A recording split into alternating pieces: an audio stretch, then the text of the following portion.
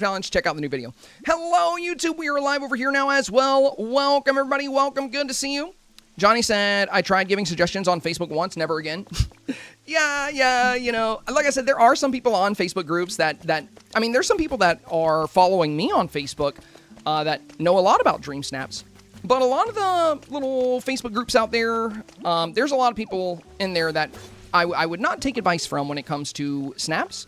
And there's a lot of people out there that don't really know quite what they're talking about when it comes to snaps. Of course, there are people out there that do know, but on the internet, it's really difficult sometimes to know who's who. So, you know, I would put my trust into people you can verify know a lot about Dream Snaps. You know, somebody that has a good track record, somebody that has a lot of content with Dream Snaps, like me. And, you know, I don't claim to be the best at Dream Snaps, but I've done every single challenge there's ever been. I've got a great track record. There are definitely people out there that can do it better than me, but I have a good understanding of it, so for people trying to learn or people trying to get into 4K, I can definitely help with that. Scuttle said, I just referred them to you.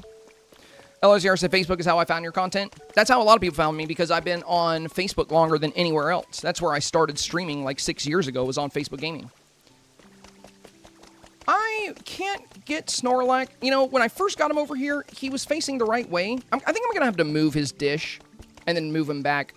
But it's because when I was building this, I moved him a little bit, and now he always sits sideways. So I think what I'm going to have to do is I'm going to have to pick up his dish. And it takes, you know, I can only do that once a day. But I'm going to have to take his dish, I'm going to have to move him somewhere else. And then the next day I'll have to move him back so he's facing the right way again. But I made this beautiful scene.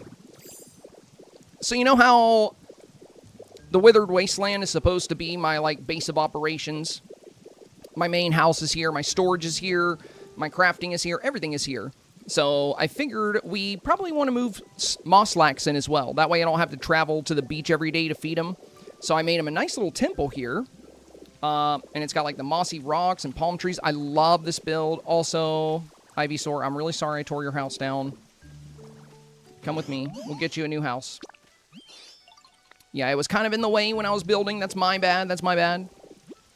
Yeah, you can move Snorlax, or Mosslax, I should say. All you have to do is pick up his offering dish. So when it's empty, I can't pick it up right now because it's got food in it. But what you do, Johnny, is you pick up his offering dish, take it to whatever biome you want him to be in, and then place food on it. Leave the area and come back, and then he'll be spawned in there. Just make sure he's got enough room. When I first moved him in, he was fine, but I had to delete some blocks below him because I was adding power to this, so I could power these berry lights, because I have these little berry lights. And I was putting a little power station down here under him, and when I did that, it kind of turned him, and now he won't sit right, so I'm going to have to move him again, and then move him back. But yeah, you can move Mosslax, you can move him to whatever biome you want. I like him being here, because this, like I said, this is where everything is. So since you guys last saw the area, we finally detailed this whole section, and I love this walkway to the Mosslax altar. This is really pretty. We got this nice scene with the flowers, and there's, like, you know, I got palm trees buried here to look like ferns, and we have the mossy rocks. This looks beautiful at night, by the way, because of all the lights. So yeah, we finally finished this area.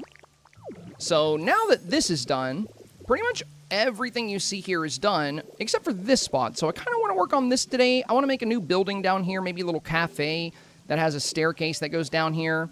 Maybe do a little dock down here. I don't know. We'll figure it out. I think it'll be pretty fun.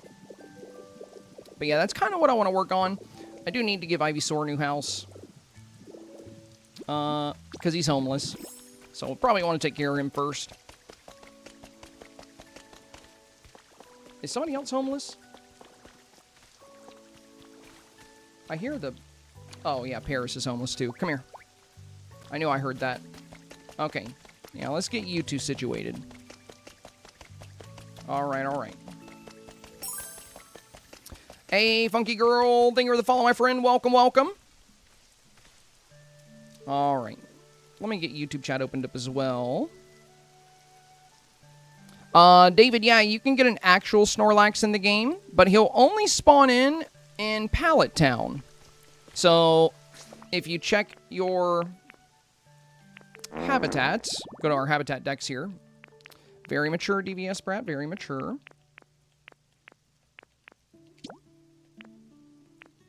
Yeah, you can get a Munchlax and an actual Snorlax. Now, if you don't have them yet, when you hover over this, it'll say Pallet Town. At least I think you can only get him to come to Pallet Town. I mean, he'll leave Pallet Town. He'll go to other places, too. But, yeah, you can get an actual you can get an actual Snorlax. You can get an actual Munchlax as well.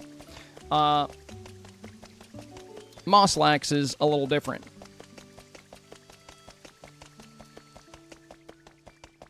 All right, all right. This is where I've been shoving all the Pokemon for now. Back here. We're going to work on this last. And this is just going to be a little Poke Village. That's kind of what I'm doing back here. For Ivysaur and Paris, I might just give them some little flower bed somewhere for now. Wait, do I even have flowers on me? Dang it, I don't. Screw it. They can just live in grass for now. I didn't mean to get stuck in there. Yeah, you guys are just going to have to slum it, okay? At least you got some humidity here.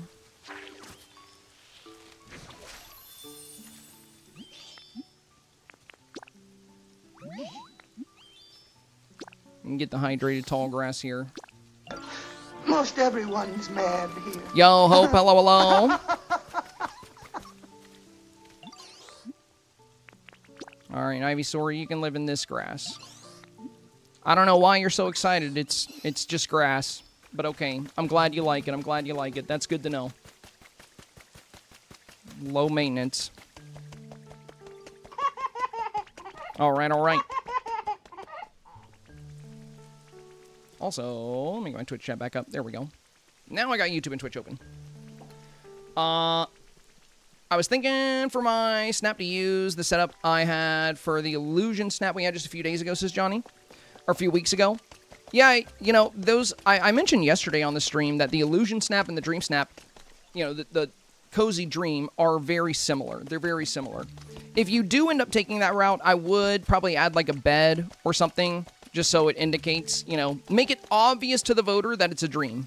You gotta try to make it obvious somehow. That's the best path to 4K, is to make it super obvious that you're in some kind of dream. And one of the good ways to do that is by having like a bed in your foreground, or increasing light bloom, making it look a little bit ethereal, you know, whatever you have to do. I think that would be a good idea. Yeah, I saw the jump rope contest. Hope. I saw that. Little jump rope thing. Get some rewards from Bulbasaur. Pretty cute, pretty cute.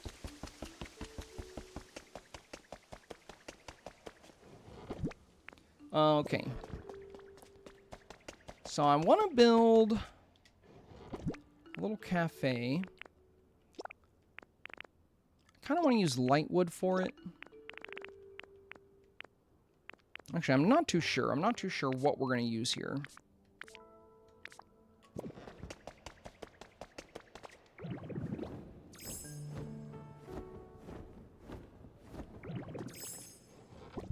Let's grab... Yeah, let's grab some windows. I'll grab these. Do I have more skylights? I do have a few skylights.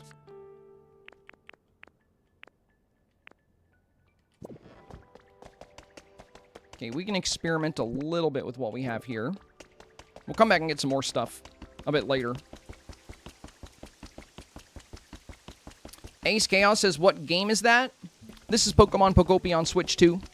It's like a Pokemon Animal Crossing Minecraft hybrid. It's a very fun game. It's rather new. I'm surprised you haven't seen it before, Chaos. This game was all the rage. A couple weeks ago, everybody was talking about this. Yeah, I think I'm going to have the house come out to about here, or the building here, and this will go straight to the doorway. I should have grabbed some doors, but that's okay.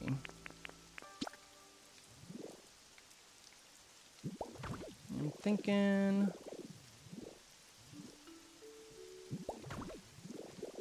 something like that.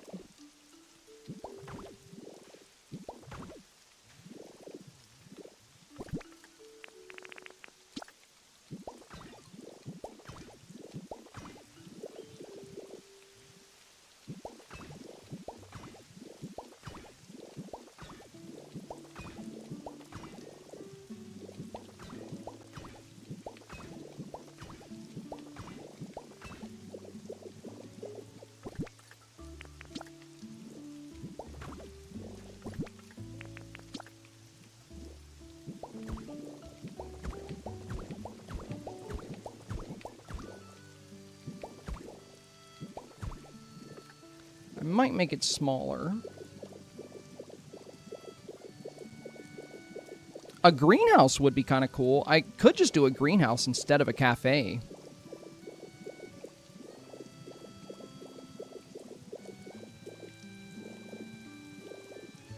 I mean, it makes sense for the area. You know what I mean? Well, the only thing there is... I do kind of want to have blocks in for the roof here. Let me seal this off first. We might end up just tearing this all down, you know. I'm in the experimental phase right now.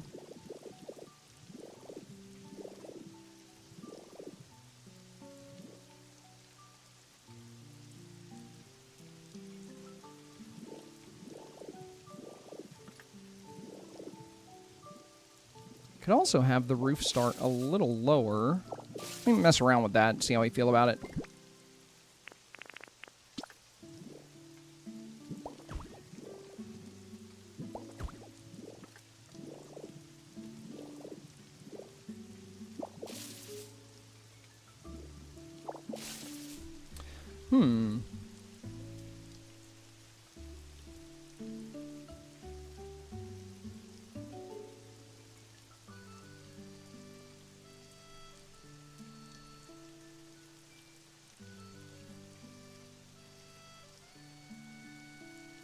Kind of tricky, kind of tricky. What build is he working on? Right now, Barbie, I finished my Mosslax shrine. You know, since this is my main... Withered Wasteland is where my main base is. I want, like, everything important here, including Mosslax. So I made a shrine for Mosslax here. The only area I need to finish in this whole main section is down here, but I know I want this path leading into some kind of building. I was thinking either a cafe or maybe a greenhouse. I'm not entirely sure yet. I'm kind of still in the experimental phase here. I wish I had an idea of what I wanted to do here, but I don't, really. I don't. So I'm trying to figure that out.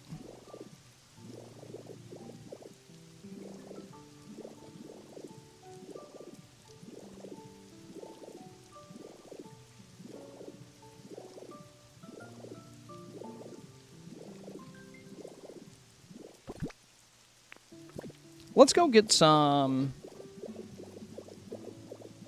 the wood bridge pieces. We're going to grab some of those. See what we can figure out with this.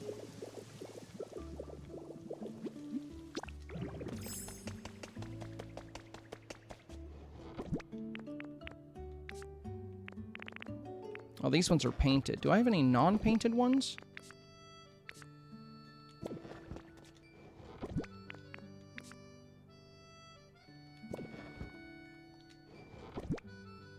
I might just need to craft some. Let me see if I got any in the box over here. The construction box. Okay, I do. I'll grab those. Oh, got a ripple. Don't mind if I do. Oh, another music note. Nice.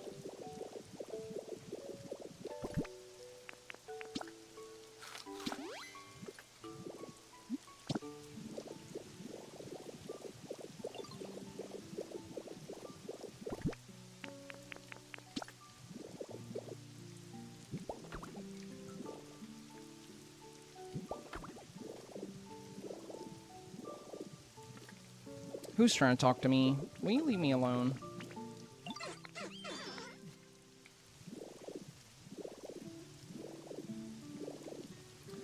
Yeah, I have no idea what I want to do with this spot.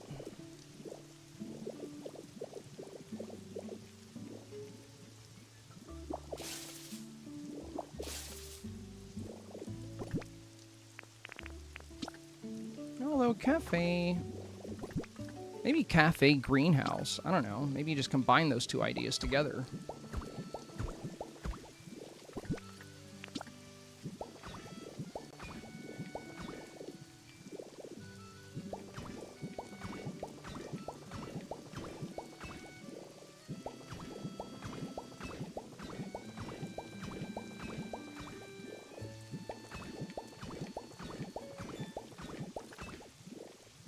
get some more glass panels later.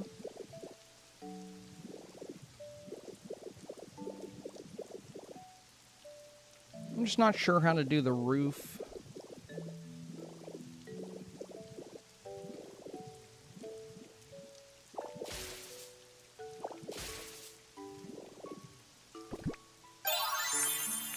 Yo, Mr. Left Shark, thank you.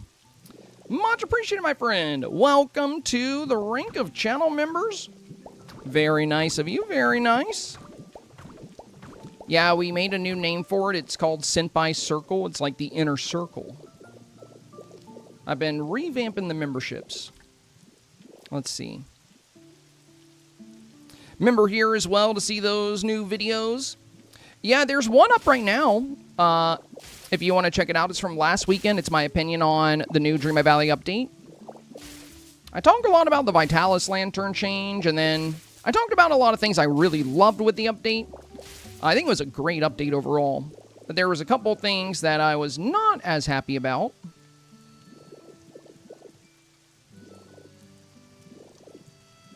You know what we really need in this game? We need a glass flat ceiling. It's really sad we don't have that.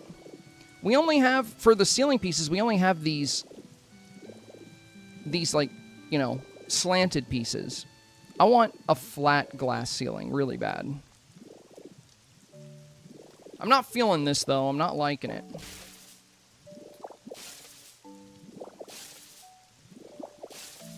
I feel like all day today is going to be me figuring out what the heck to do with this spot.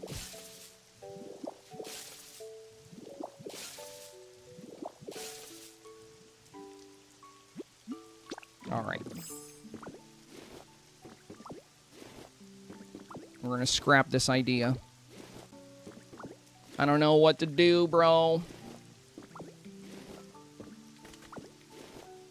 I need to figure out, though, because once we knock this area out, I'll be so close to being done with this region, and I can move on to the next one. That's really all I want.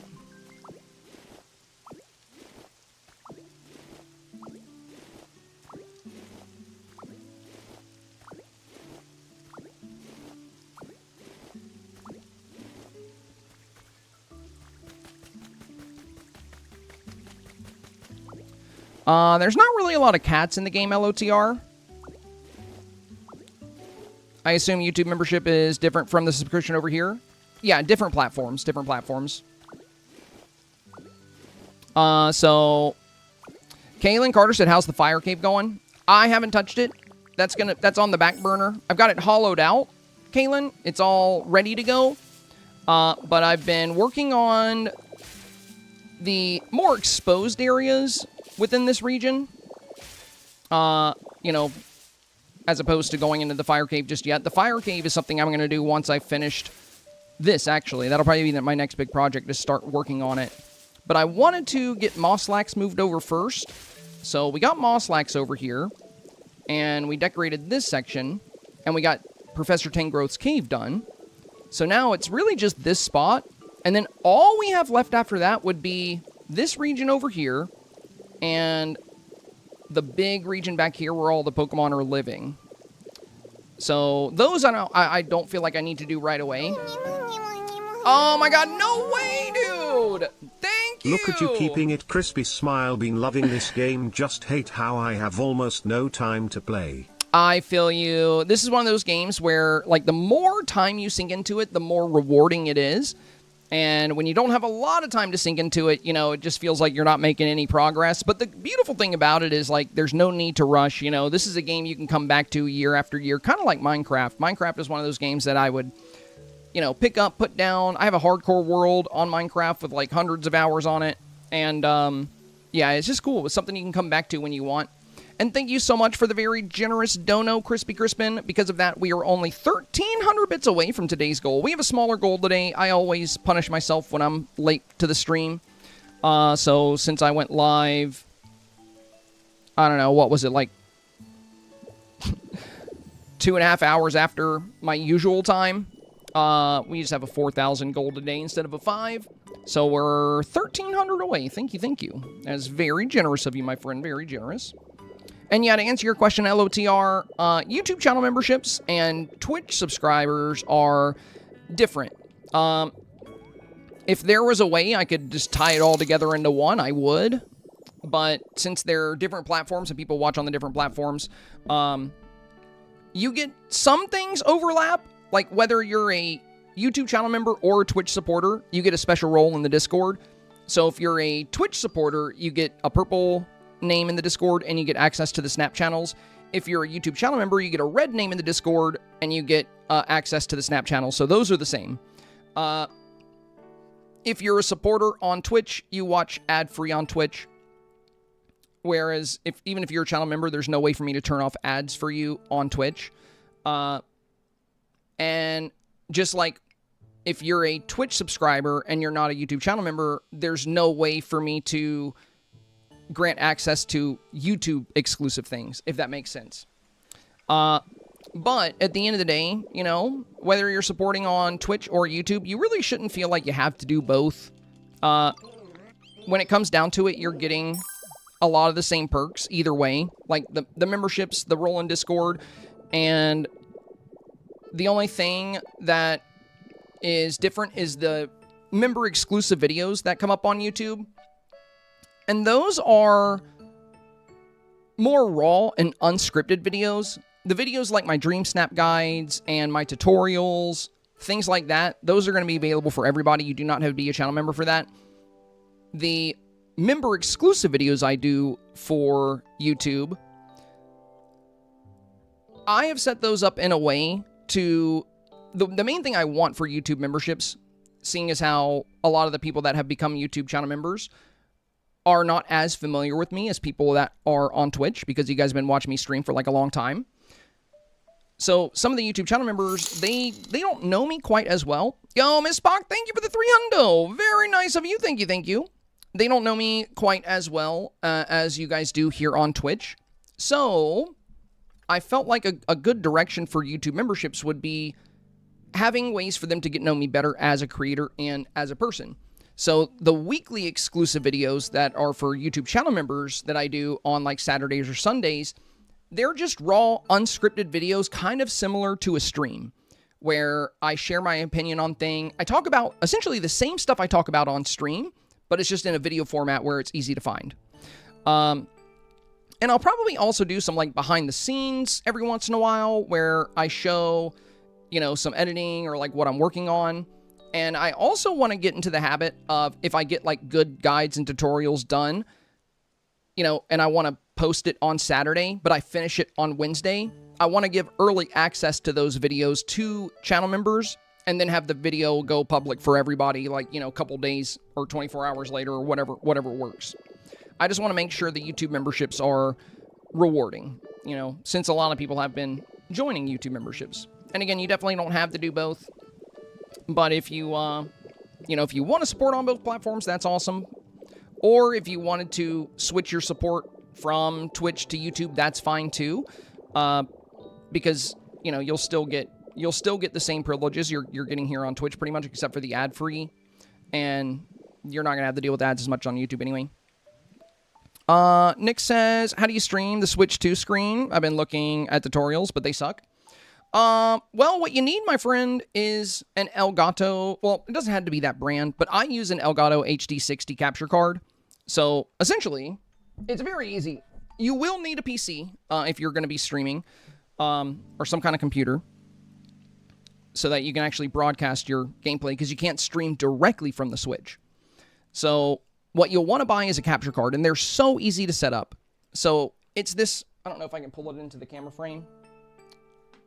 No, I don't think I can. It's this little black box that's like this big. It has an HDMI input. All you gotta do is plug your Switch into the capture card and then plug the capture card into your PC. Then you'll use software like this right here. This is the 4K capture utility. So basically the HDMI from my Switch 2 is being fed into this program. And then I just broadcast that program. So all you need is a capture card. If you have a capture card in a computer, you can stream your Switch experience. Did you bury that tree to make it look like a bush? Yes. That is correct, Kinsey Bug. Oh, and that. Oh, also, Dax Loves Chaos. Thank you so much for the 200. I think I totally missed that when that happened. Thank you, my friend. Thank you. Now only 800 bits away from the goal. Shout out to Dax Loves Chaos and Miss Spock. Thank you, guys. You can bury all kinds of trees, Kinsey Bug. Like right here, we've buried palm trees to turn them into ferns. So we've got palm trees buried here. You can bury regular fruit trees to turn them into fruit bushes. Yeah, you know, all kinds of fun stuff. All around the Snorlax shrine here, the Mosslax shrine, we've got some buried palms here. There's some pine trees that are buried a bit deeper down. There's some more buried fruit trees here. And then we have them layered back here as well. This whole shrine concept is actually from a dream island I go to quite often. It's not exactly like this, but that's what I took inspiration from when making this. Okay. Let's see. So yeah, we gotta figure out what we're gonna do here. And I don't know, dude. I'm just lost.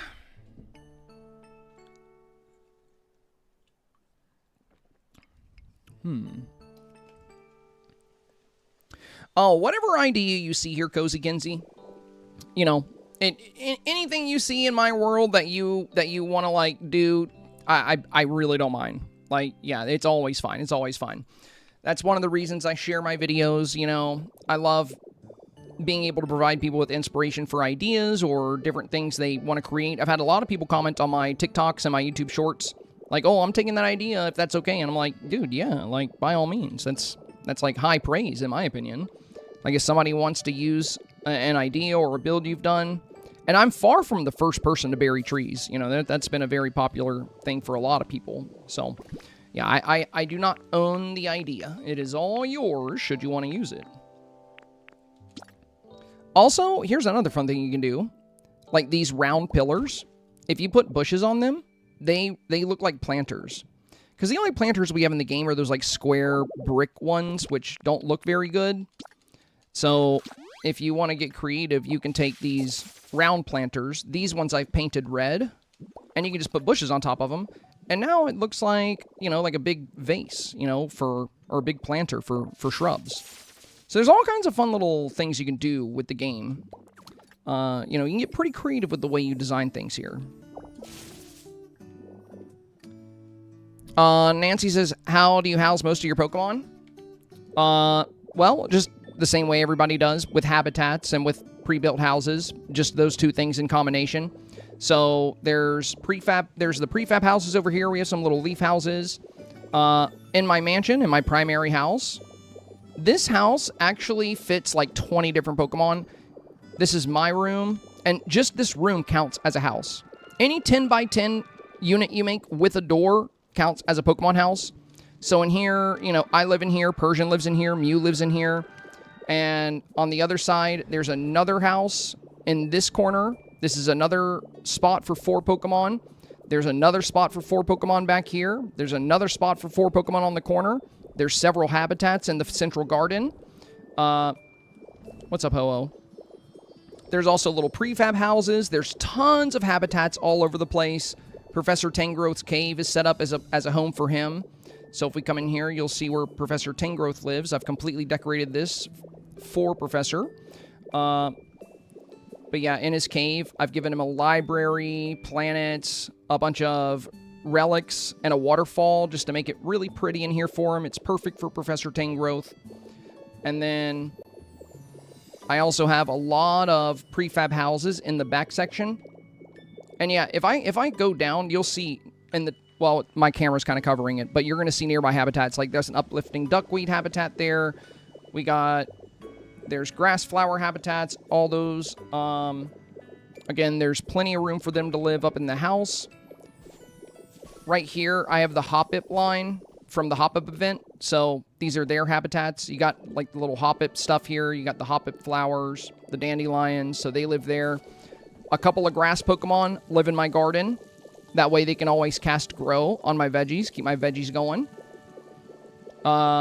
Back here, we have a house for Squirtle, Blastoise, and Wartortle. Little waterfall home here. So here's another Pokemon house. And if we go straight through the house, we'll actually go through the cliff this way. There's a lot of Pokemon living back here in this little Pokemon village. I haven't finished this area yet. I haven't decorated it, but we got a lot of houses back here. There's a lot of habitats back here. We got these little Pokeball houses from Pallet Town. We got the leaf houses. There's a leaf house there, leaf cottage here. So yeah, they just live all over the place.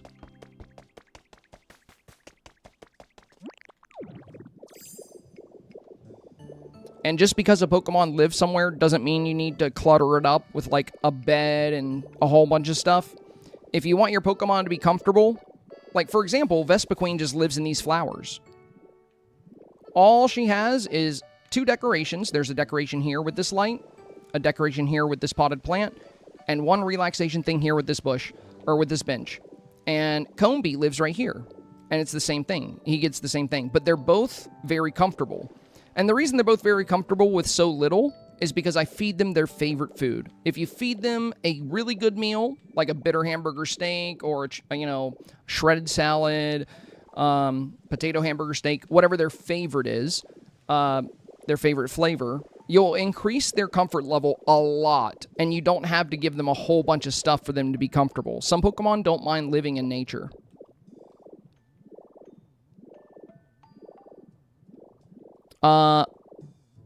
Looks like I already answered your question, Nancy. So yeah, pretty much what I was just saying. So like, Combee is happy here.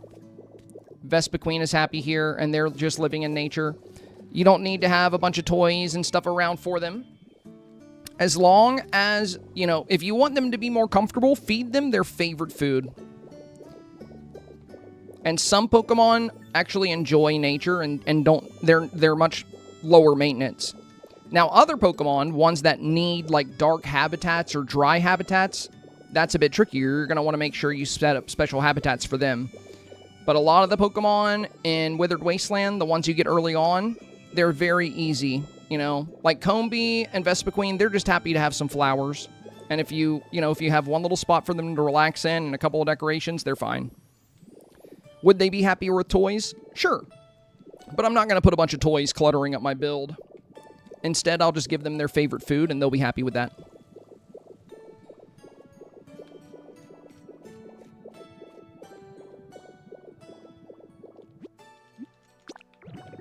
Alright, what am I going to do here?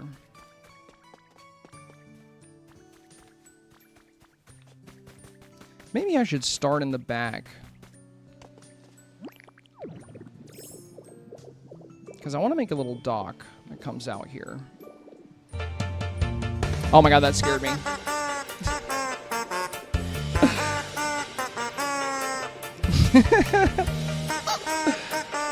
Oh my god, the chicken version. Let's go. I like that, I like that. Johnny said the game creativity freedom is amazing. Yeah, it really is, it really is. You can get pretty wild with, how flexible you are. Even with where you put Pokemon. Like, I've got these guys all living right here, and they're totally fine.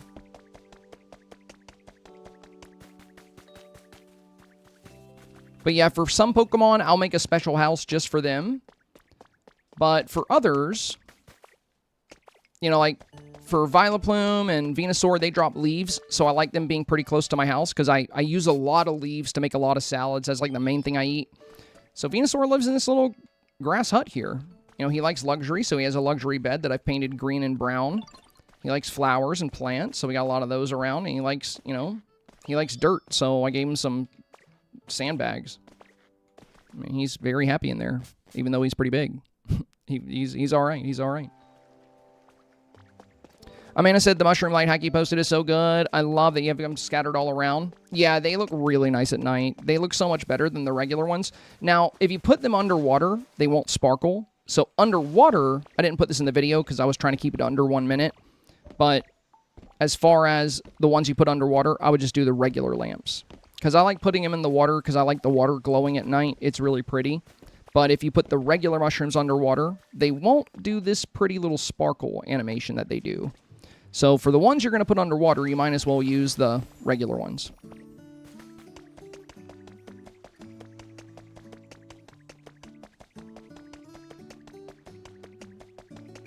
All right, let's see. Got a new subscriber. Very nice. Welcome, welcome. Yeah, I might need to go grab some items to work on this. Hope, thank you for the resub. Much appreciated. Also, thank you for the follow. Snowflake Tuco. Thank you, thank you. Welcome, my friend. Welcome.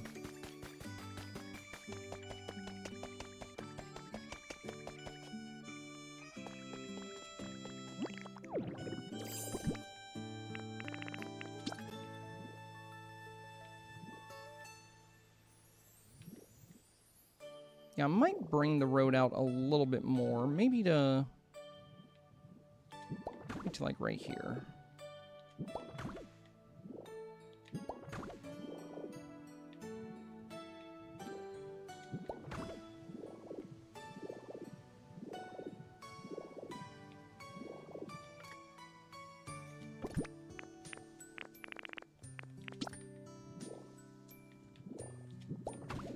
Actually, I'll bring it a little further.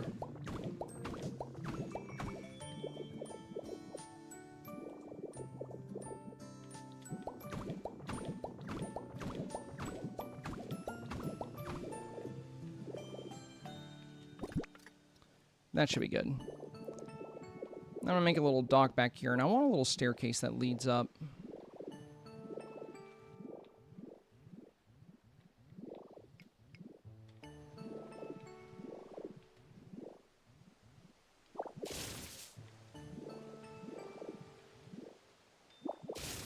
Yeah, maybe here.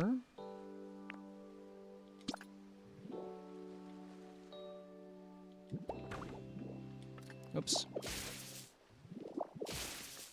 Might bring in a little more.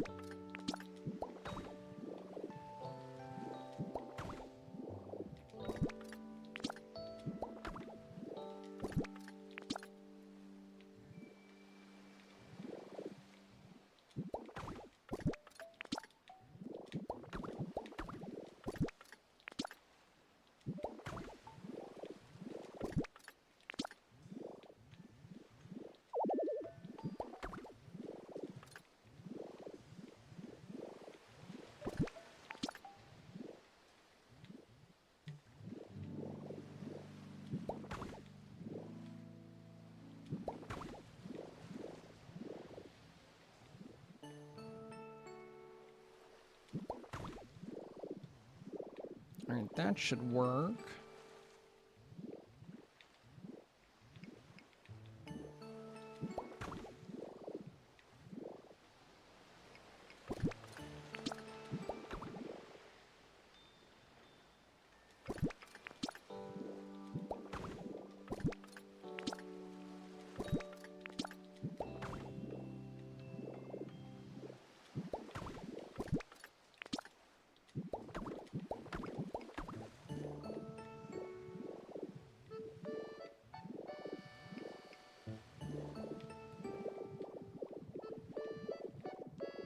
Yeah, this is going to go down to... I'm going to have stairs here. We're going to have a little dock that extends out into the waterway here.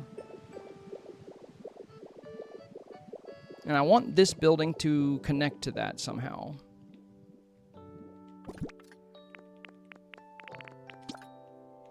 Again, I'm kind of in the experimentation phase with this part of the building, so it's going to take a little bit of troubleshooting to get it right.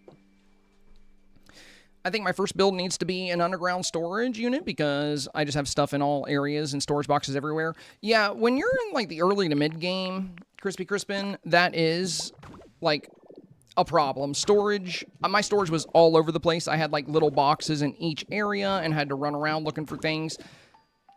I just wouldn't worry too much about it until you progress through like the story. Once you get Magnemite, once I got Magnemite, that's when I really started working on, you know, figuring out all my storage situations and really started building more.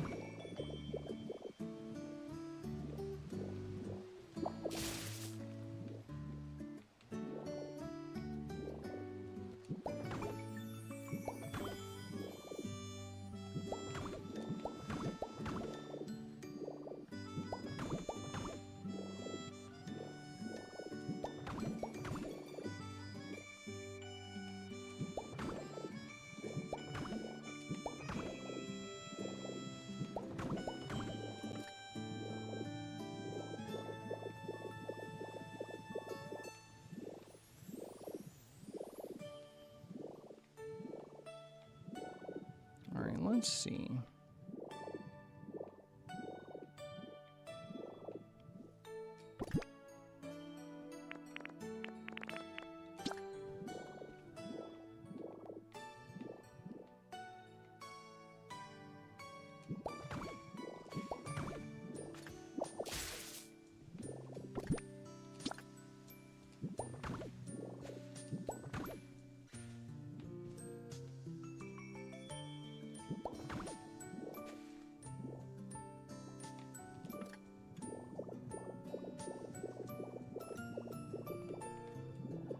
Yeah, I'm gonna have to get more blocks.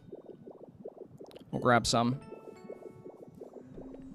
Yeah, I've got the main storyline done. Got Magnemite, so I'm good there. A couple of small quests left, but for the most part, that part of the game is complete. Oh, good, good.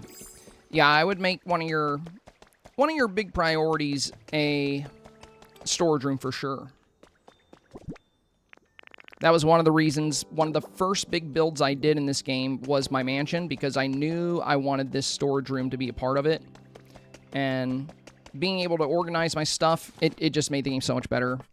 Because when you have your stuff everywhere, it's just, it becomes so difficult to like work on a build, because you're like, where's that block? Where's this block? I gotta go get this stuff. Should I craft more of this, or do I already have it? I don't know. You're just kind of all over the place.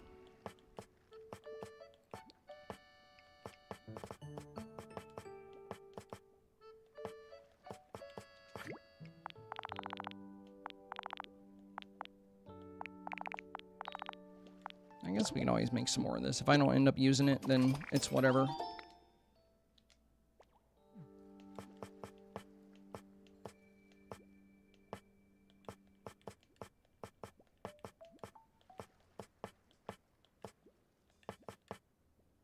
Also, this modern wall is really pretty. Maybe I should make some of that. I'll make like 100 of them and see how we feel about it. I know I also need some glass.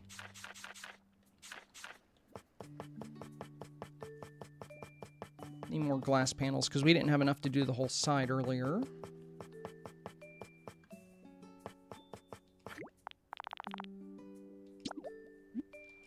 Yeah, we'll use them. We'll make 100 of them.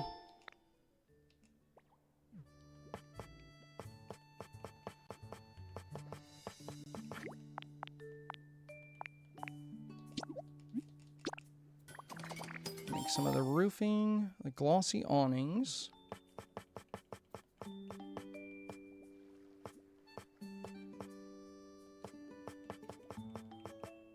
All right, let's go experiment with what we have.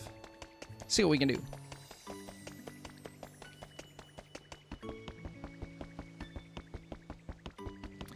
Yeah, the inventory system can be a bit of a pain, but on the bright side, at least they give us a lot of storage in our pockets.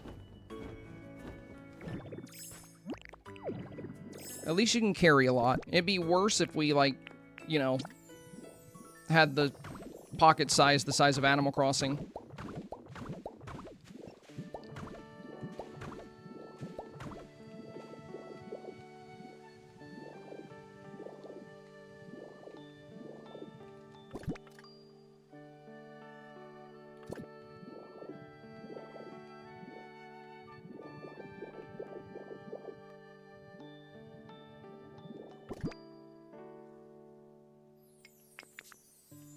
Let's see how this looks.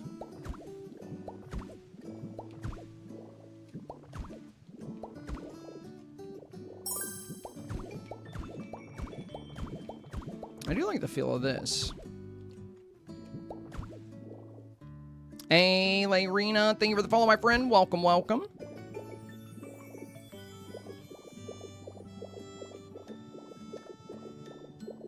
I might make it a little thinner.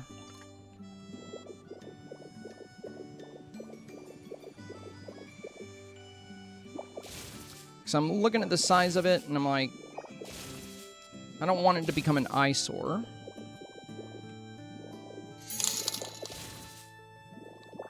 Yo, Pokey Grandma! Thank you, my friend. Pokey Grandma coming in with the 300 bits. We are now 500 biddies away from goal. Thank you so much, you guys. Really appreciate it. Even though I'm so late to the stream today, you guys still coming in with the love. Means a lot. Means a lot. Again, apologies for being so far behind schedule today. The Dream Snap guide took a bit longer than I had hoped. It sucks, too, because I went to bed early and I got up early. I just had a hard time with it today. One day, I'm gonna, like, keep all the bloopers for you guys and let you laugh at how bad I mess up on my videos sometimes.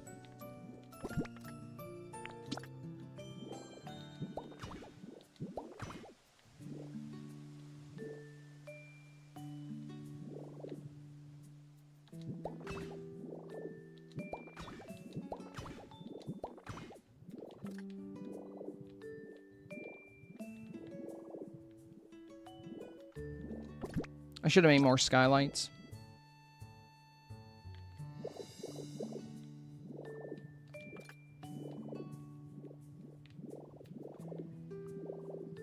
And honestly, with how small this would be, I don't know if I'd be able to fit anything inside. I might have to make it bigger.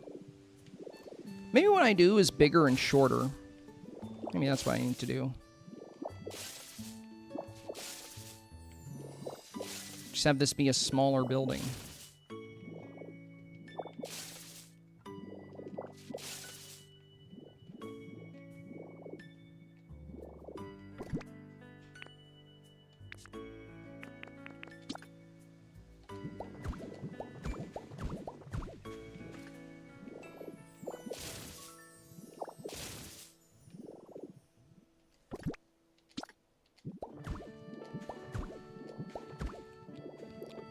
This is taking me back to when we made the flower shop. I tore this down so many times when I was trying to build it till I can get it to look right.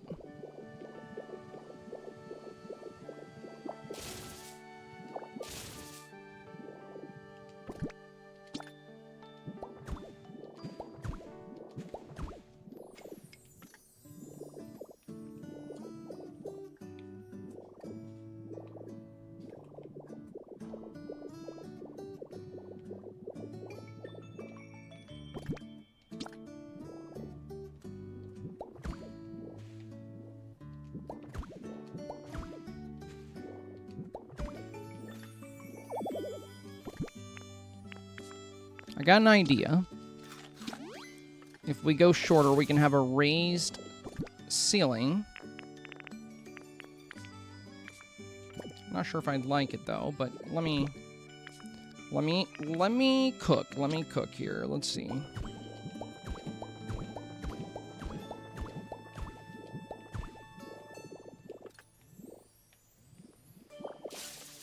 Probably do the same thing on the other side.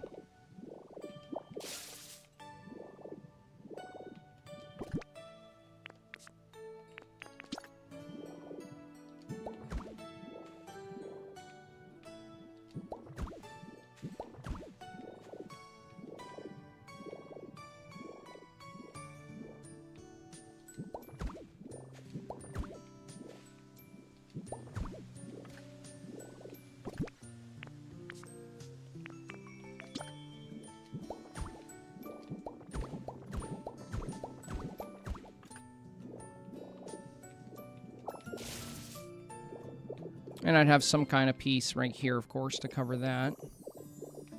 I don't know. Still not liking it.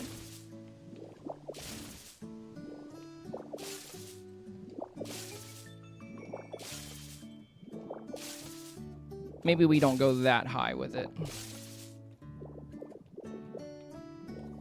Because that's not too bad.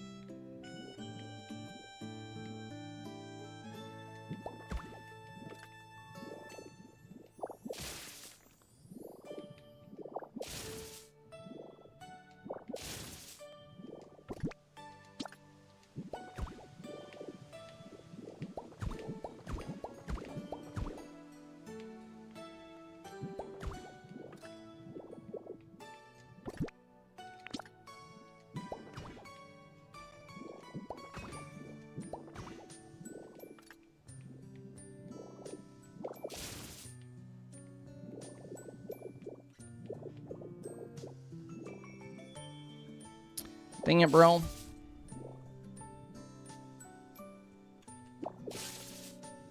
Still not sold on it.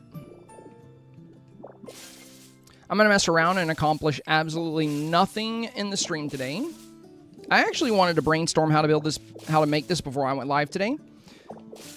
And yeah, I just ended up spending the entire day on the Dreamsnap guide. You know, it is what it is.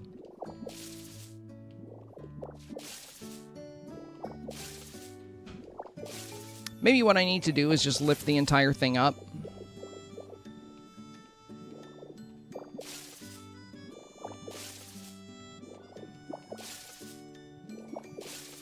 Kind of like the flower shop, how there's a little staircase that goes into it. I think I might have to bring this off the ground as well. I just didn't want it to be too tall. And I'm worried I don't want it to be... I don't want to take away from the nature aspect of this build too much.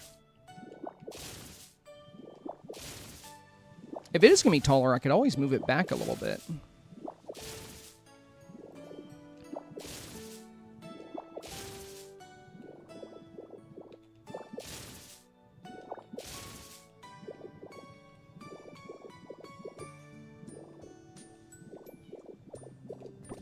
Okay.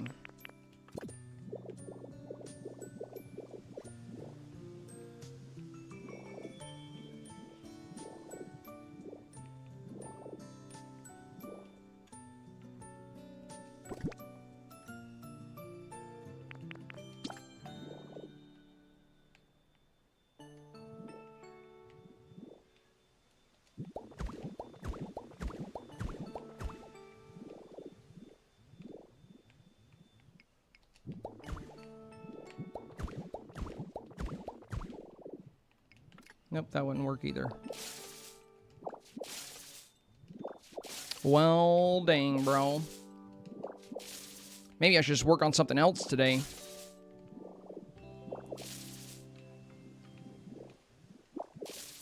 Oh my gosh.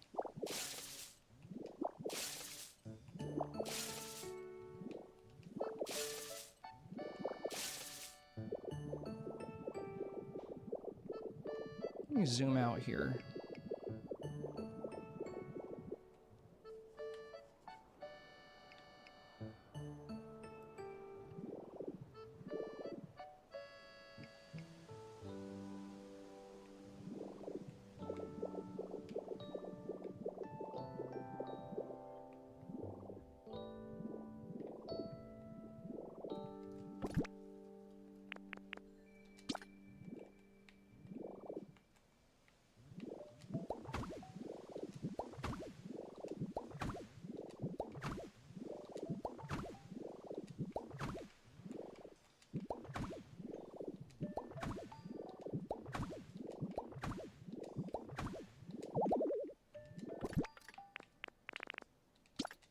Alright, we're going to reassess. And this is why I'm never going to be done with Withered Wasteland right here. It's also why I've left this area open for so long. I don't want the building to overwhelm the cliff here. That's going to be really important. And I also don't want to take away from the very natural feel of this environment.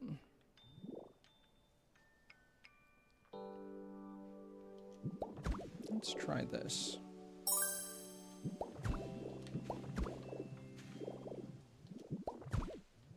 Because if I don't like this, I can just tear it down with the... Hey, thank you for the follow, my friend. Welcome, welcome. I can always tear it down with the rollout ability. That'll be a little bit faster.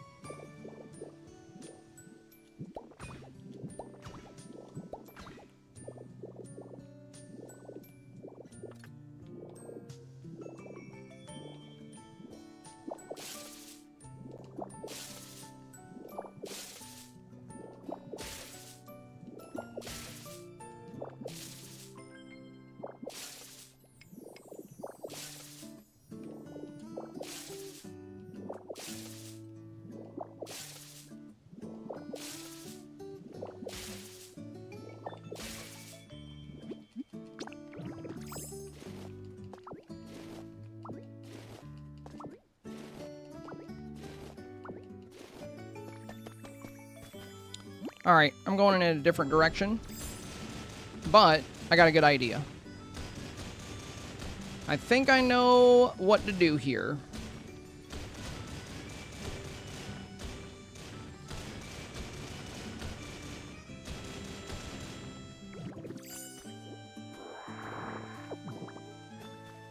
It's a lot faster than using Magnemite there. Nice.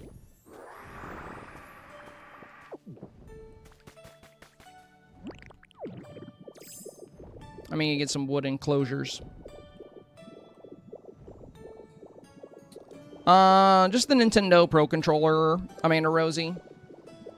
Classic one, same one I used on regular Switch.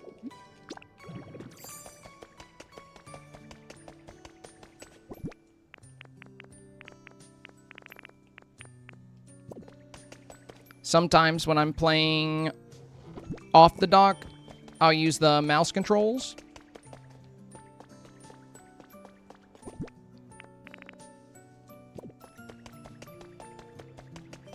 But for the most part, I prefer the good old classic Nintendo Pro.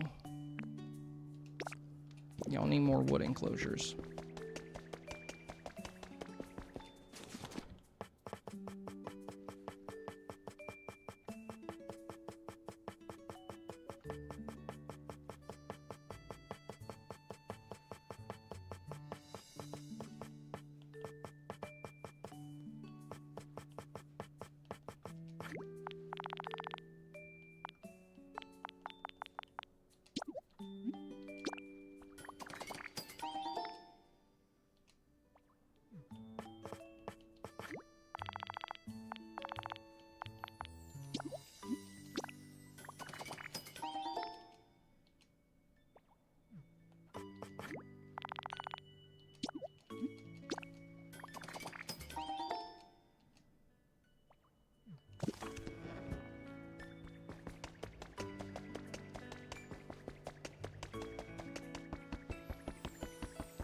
Heather, hello. Hey, my chow. What's happening tonight? Just working on the Withered Wasteland, trying to get this little area here knocked out. It's one of the last spots in this main section that I haven't done yet. I'm just struggling to develop it the way I want.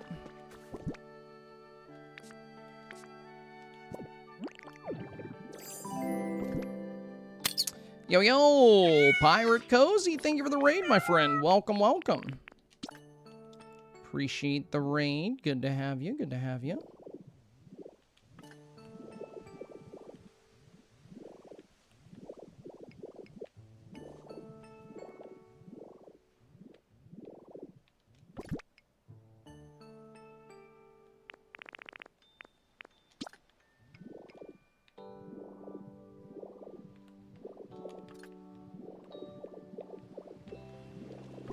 Dang it, I didn't grab the stairs.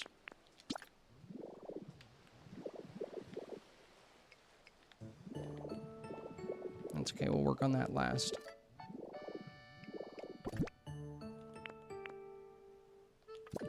Should also grab a door.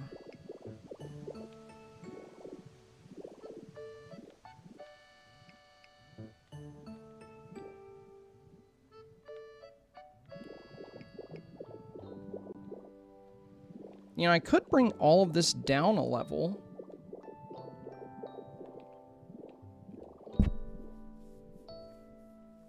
That would allow me to build a little lower and not have the building seem so large.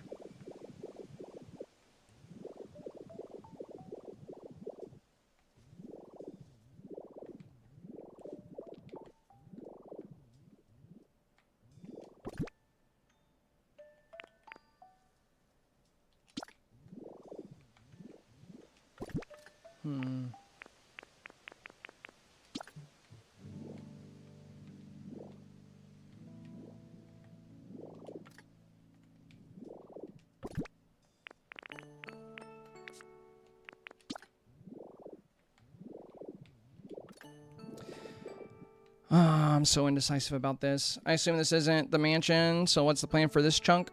That's what I'm trying to figure out. A little cafe of some kind, maybe, but there's going to be a little staircase with a dock. I'm going to build a big dock that comes out here towards the ocean. But another building for sure, because so much of the build is already a lot of nature. And we have the flower shop, the Pokemon Center, so I want some other kind of little town building here. But the space is very isolated, it's very limiting, and I really don't want the building to come up over the cliff. So that's limiting how high we can make it.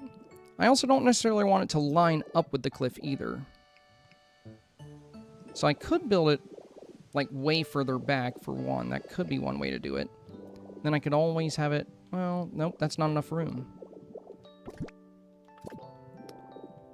The alternative, like I was saying, would be to dig out all this grass right here and go down a block.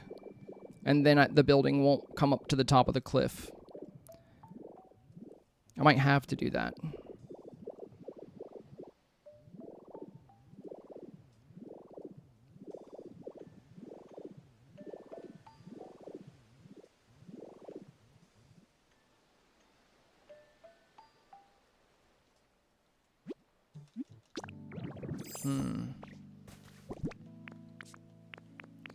Yeah, that's the tricky thing, is the space here.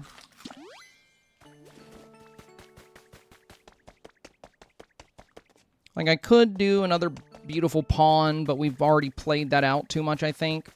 And like I said, I really want some kind of building.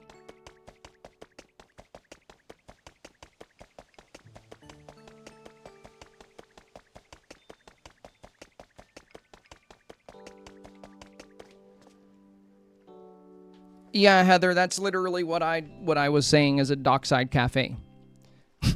I like how you were like, what are you making? I was like, oh, I'm going to make a little cafe here with a dock. And you're like, ooh, how about a dockside cafe? Bruh.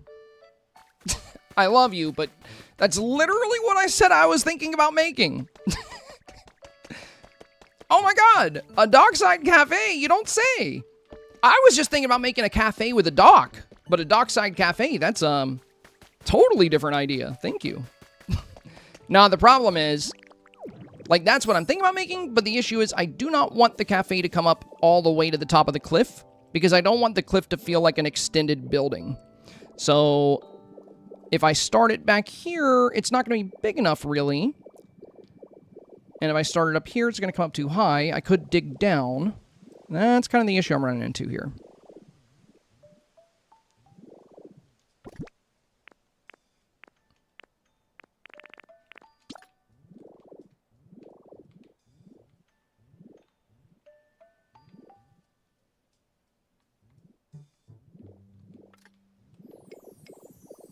I'm going to dig it out, because I can replace this grass really quick if I need to. We can just use the Magnemite form to put it all back. I think I'm going to have to go deeper here.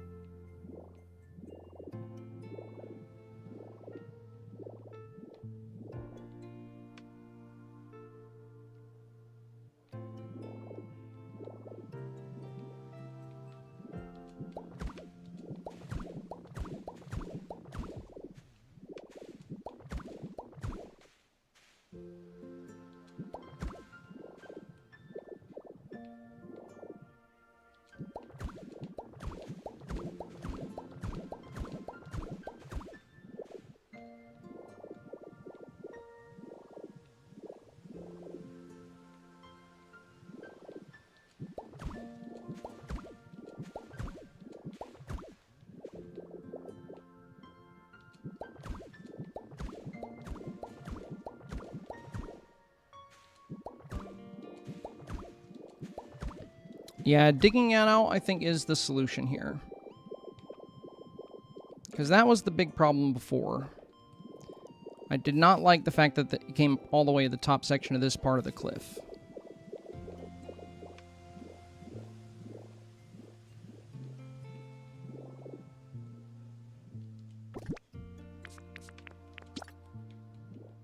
We're gonna get some grass back in here.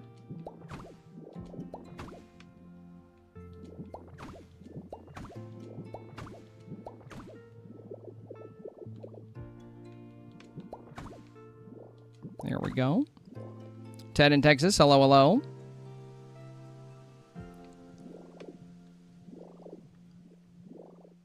The way you said, I was imagining the cafe some distance away from the dock. No, I showed you. The dock is literally right here. The cafe is literally right here. That's... They can't have distance between them. Otherwise, because you need a lot of space to fit a cafe. You're going to need room for, like, the decor, the countertops, unless you're making, like, a hut. But, yeah. Again, this, like I said from the beginning, this whole area is one building. It's going to be one structure. Notice how I've already dug out the spots for the stairs that go onto the dock and how they're, like, already set up with wood. It's all part of the same structure. So, yeah, cafe with a dock. Cafe with a dock. And we're going to have a nice little dock situation out back. Basically, you'll go through the cafe, and then there's going to be a dock with, like, tables and chairs on it. And a little canopy. There's not really enough room to have them as two separate entities.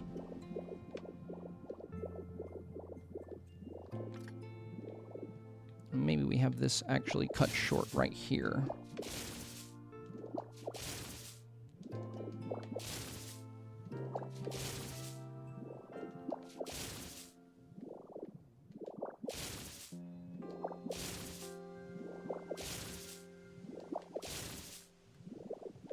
Yeah, there we go. That works.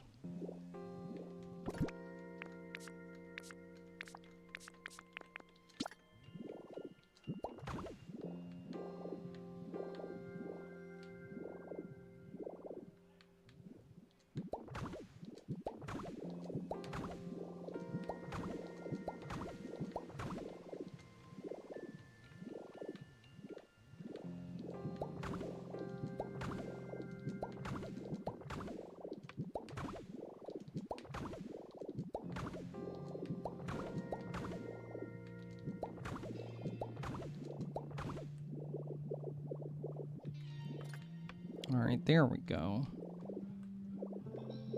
It feels a bit better.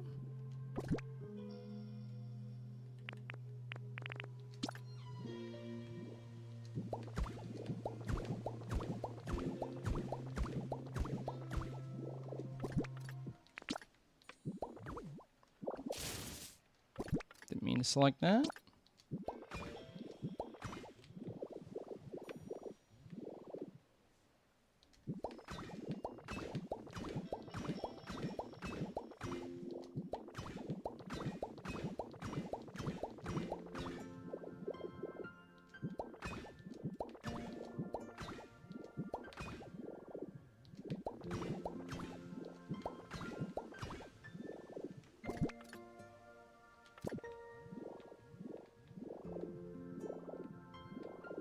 I would love for the cliff to be featured inside of the building here.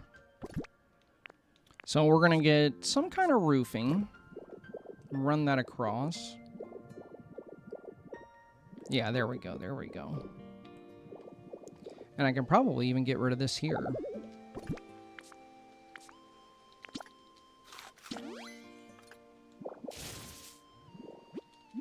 This will be faster with the rollout. Oops. And we'll just need to get some cliff wall to fix that, since it's dirt under that.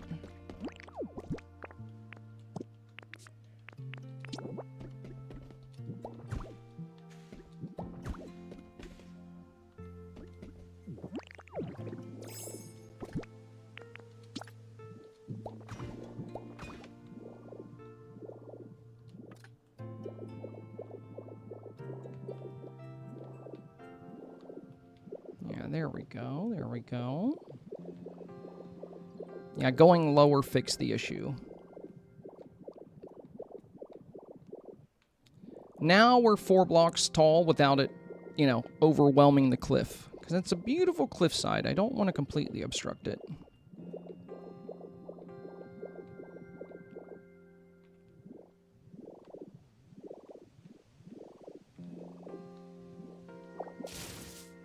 We're going to actually have the steps start right here.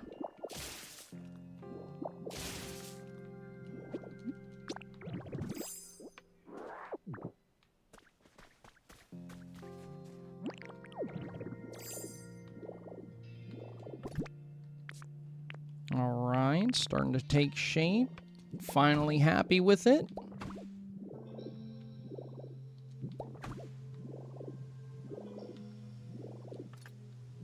We will need to run some power boxes over here. And we have plenty of room for the cafe stuff right here.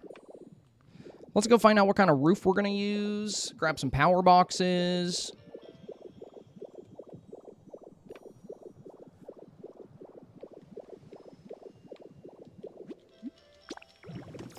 Yeah, it should be pretty cool whenever we figure it out.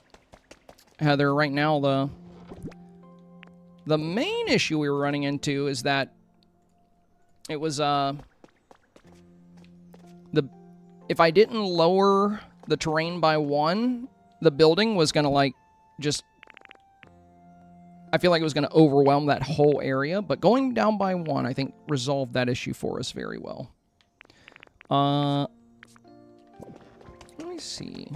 For our roofing, well, we gotta grab some steps. Wait, no way I only have 1 set of wooden stairs. They must be in the other box. Okay.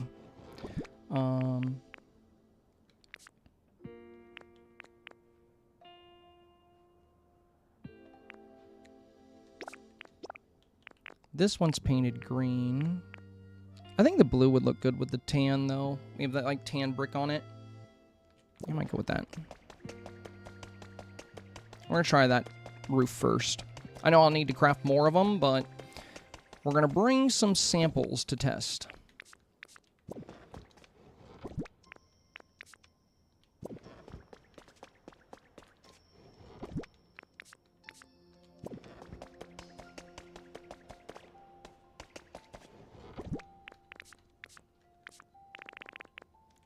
Need a little bit of the arch tiling. There's the wood.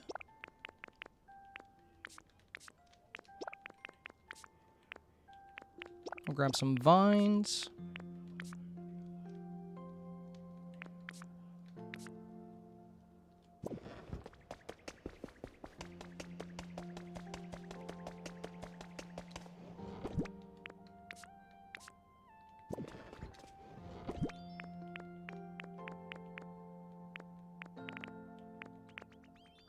I guess I have this red flat brick roof. Probably not going to use that, but I'll bring it just in case to try it out.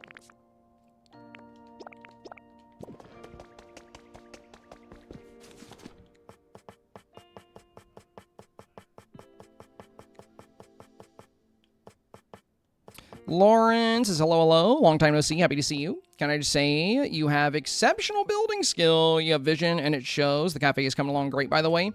Well, that is very nice of you to say, Lauren, because I was struggling for like a good 40 minutes before you said that. But now it's starting to take shape. I'm glad you feel that way. Something just felt off when I started. You know, like, that's the funny thing. You know, a lot of people are like, how do you make your builds? Like, how do you envision them? And that's the funny part. I don't. Like, I'll start building, and then I just kind of have an idea for what looks good versus, like, what is not the best feeling. I don't know. It's all about the feng shui. So, usually, anything I build consists of me tearing down the same structure, like, 8 times before I figure it out. So, I'm glad you...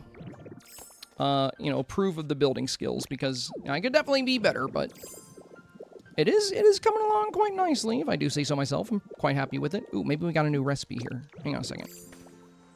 I need to grab more of those cliff walls anyway. Heather says, Mons can help with these custom builds, can they? No, Pokemon, no. Pokemon can build prefabs. So there's some block houses they can build, but no, with custom builds, no. You do it yourself. There are some custom... So prefabs, let me show you. This box has all my prefabs in it. And some of these are like the regular leaf huts and leaf houses. But there are also prefabs that have these little pictures. These are buildings. Like this is a gray cottage kit. This is a yellow hut kit, which is like a 2-story tall like apartment building. So yeah, Pokemon can build these. So if you're somebody that has a hard time, you know, building something from scratch or building something custom, then you can just have your Pokemon build these and then you can alter them. But as far as building something from scratch like this, no, Pokemon don't play any role in that. And I prefer to build my buildings from scratch. I don't really like the prefabs. Sometimes a prefab can be good if you just want to throw up like a little house somewhere, you know, like that's great. But buildings like this, no, you're on your own. But that's what's so nice about this game is that, you know, if you do happen to be somebody that struggles a little bit when it comes to things like, you know, prefabricated houses, well, or like, you know, making your own custom homes, you know, the bright side here is that you don't have to do this. You could just have your Pokemon make those block houses for you. They won't be quite as unique, and a lot of other people will have the same style houses in their world. But still, it's a good option if you're somebody that just has a hard time being creative. That's why this game is good for everybody, you know? Even if you're not the most creative person in the world, most of the biomes in this game are already kind of set up in a way to where... Oh yeah, that looks great. I'm liking this. Most of the biomes are set up in a way to where you can... How do I put this? You can just repair them. You know, you can get the blocks you need. You can just... They've got kind of a foundation for everything already there. And you can just work through it and fix up the area and make it look beautiful based on kind of the blueprint the game gives you. And if you don't feel like making your own buildings, you can have your Pokemon make a whole bunch of different prefab buildings for you. So Pokemon can help you build in that aspect. But as far as doing what we're doing here, they don't play much of a role there. You could bring a Pokemon with you that can hold items. Like you can have a Pokemon that can help with storage, stuff like that. Now we get our little staircase back here. Staircase here. Staircase there. And I might bring that...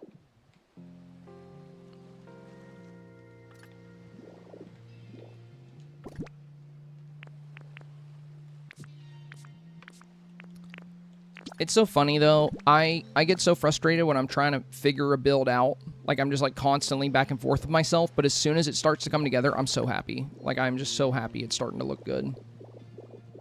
Funny how that works.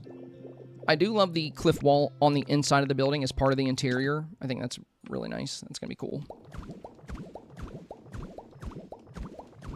There we go. Now we got a good cliff wall interior. And yeah, I like the blue roof. I think it adds a little bit of seaside charm to this area over here. Now we could go... Oh, and I am going to add a little glossy awning here.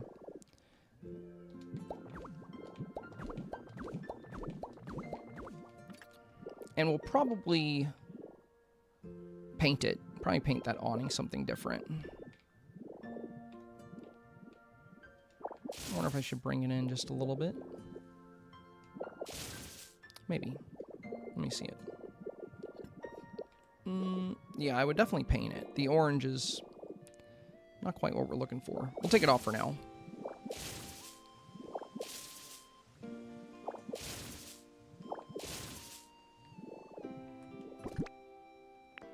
Oh, we can also paint these modern wall blocks. I could stick with the green and brown kind of aesthetic we've had. And swapping the blocks out would be very easy. Let me see how it looks with the green roof. Let's throw some of the green roof on there. Because I can always do brown stone, green roof. That way, we keep kind of the vibe we have here.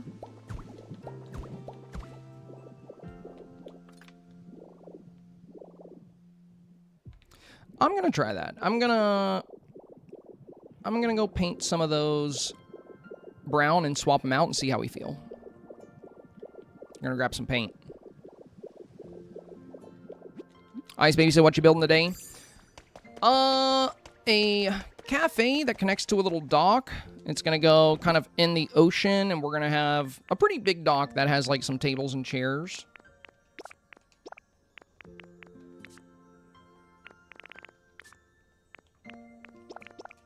Luckily, got plenty of paint.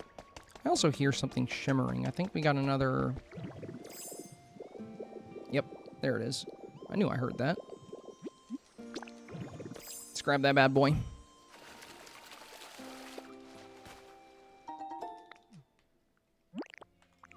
I am very excited to finish this cafe, though, because that'll be another huge area checked off, and I can move on to the next big project. I'm ready to start decorating the next region, you know, but I really want to finish everything out here first. Withered Wasteland is the priority.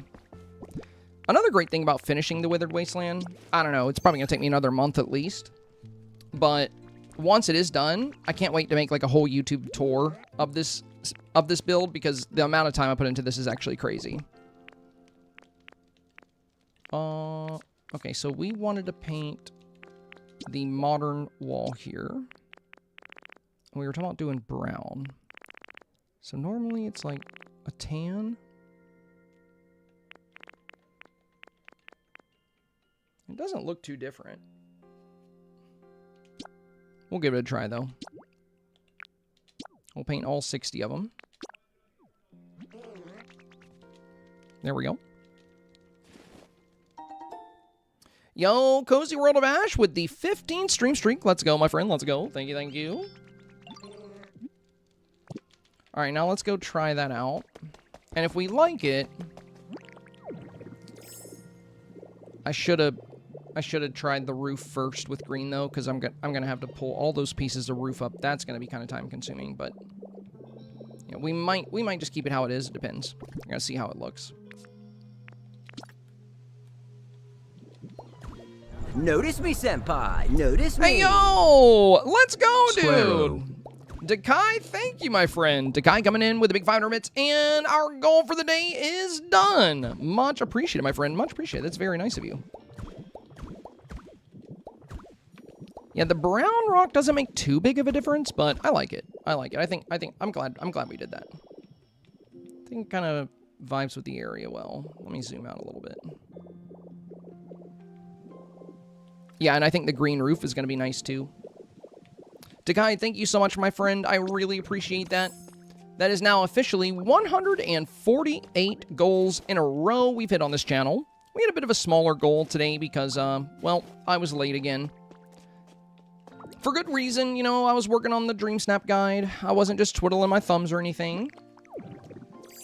Oh, and I think we did get a comment on that. Bunny said, I just watched your Snap tutorial for this week's theme. So helpful and gave me an idea. I was definitely overwhelmed. Thank you.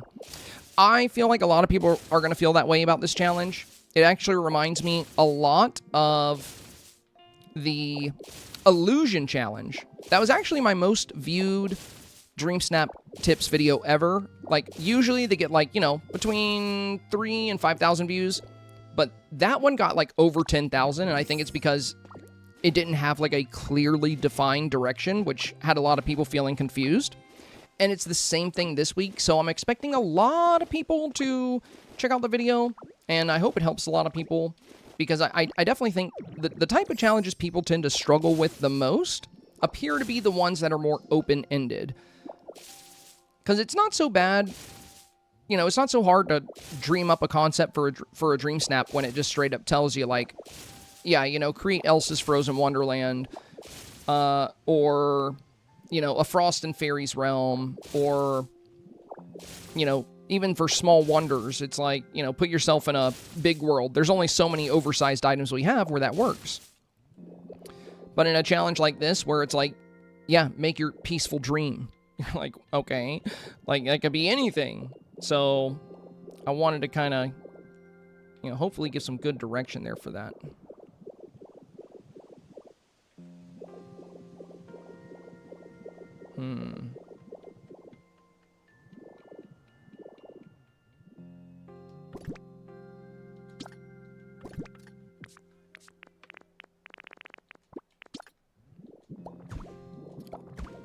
I'm indecisive. I think I'm just going to stick with the regular texture we had.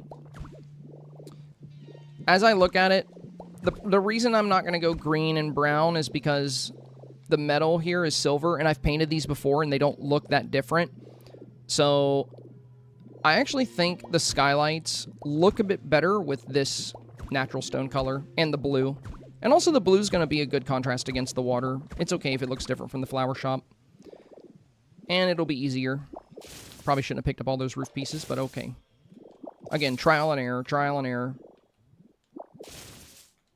I also don't think I ever grabbed power boxes. We're going to need power boxes and a door. I want automatic doors, like we had on the flower shop.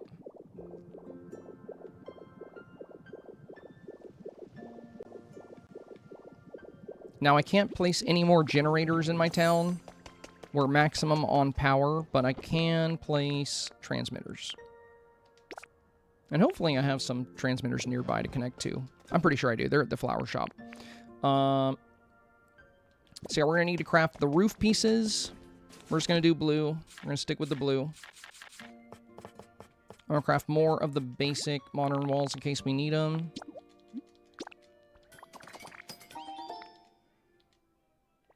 And we're going to look for our roof pieces here.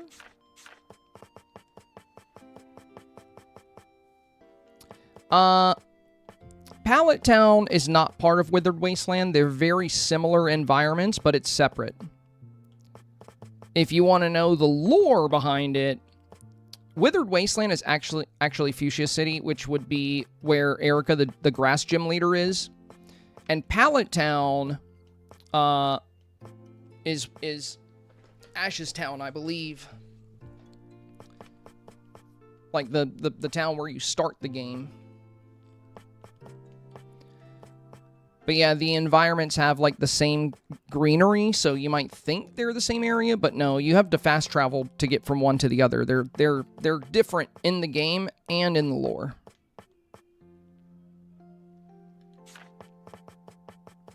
Frog, hello. Green and brown frog colors in the mud.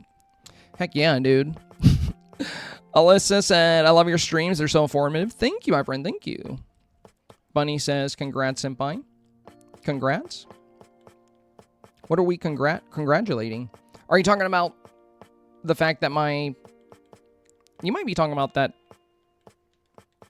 Dream Snap guide I made for the one that got like a lot of views. Yeah, that was a while back. But yeah, it was cool that it did well, you know?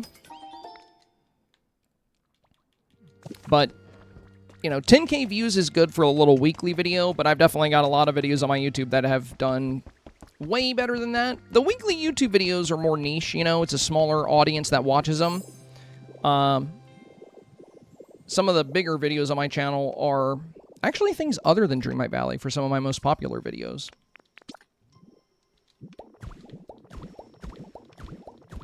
Hopefully this is enough.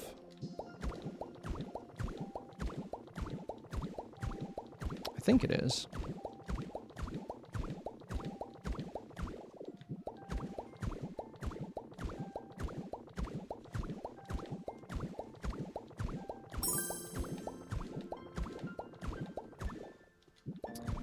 Nancy, I'm on Dream Island and Mewtwo is here. Nice! Lucky day, lucky day. That's awesome. Yo, Flabbytail, thank you for the follow, my friend. Welcome to the stream. Welcome.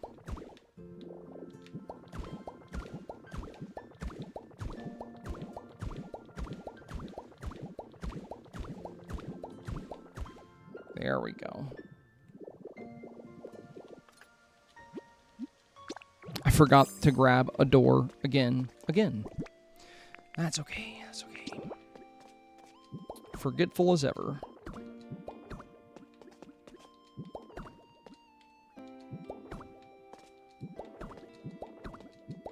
At least we brought the other things we needed. So that's a start. There we go.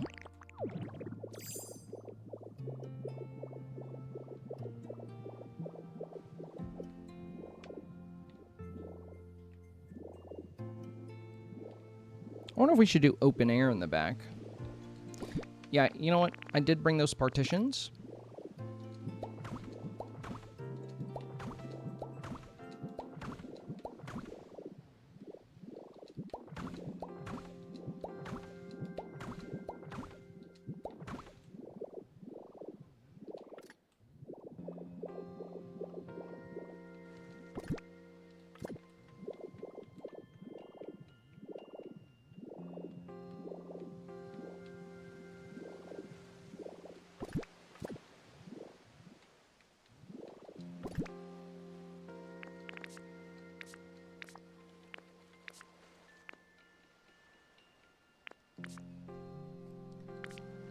No way I'm out of these. Oh my god. Okay, okay, we gotta go get a couple more things. It's coming along, though. You know what? Before we leave, let's throw some vines on this bad boy. Get him feeling kind of naturey like the rest of the area.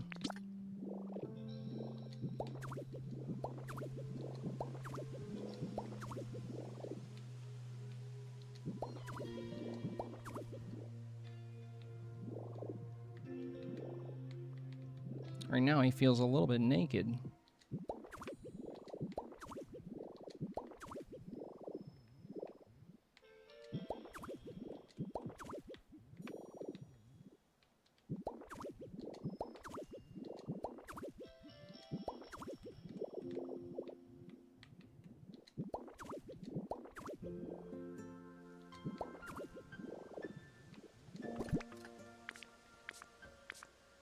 I'll probably add some grass and moss up here to the top as well.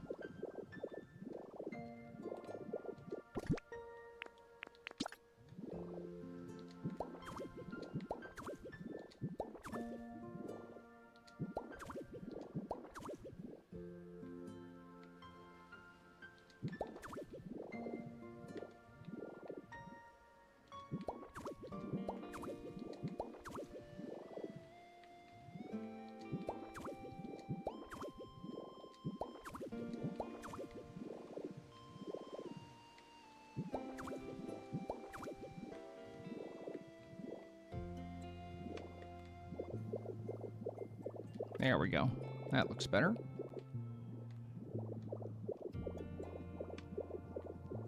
Okay, we need the automatic doors. We need... yeah, the wood planks too. For the dock. Gonna need a lot of those.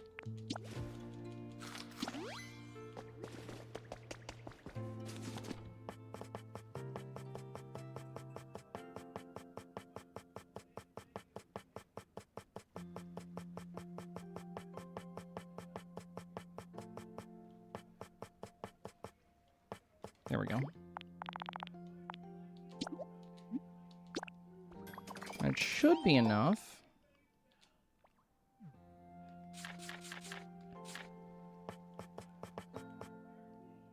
Automatic doors. One is fine. Let's grab some lights as well.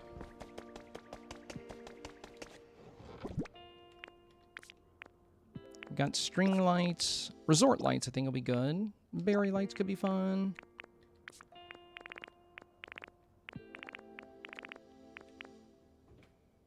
Oh, the C-dot lamp could be cute out there, too. Alright, that should work for now.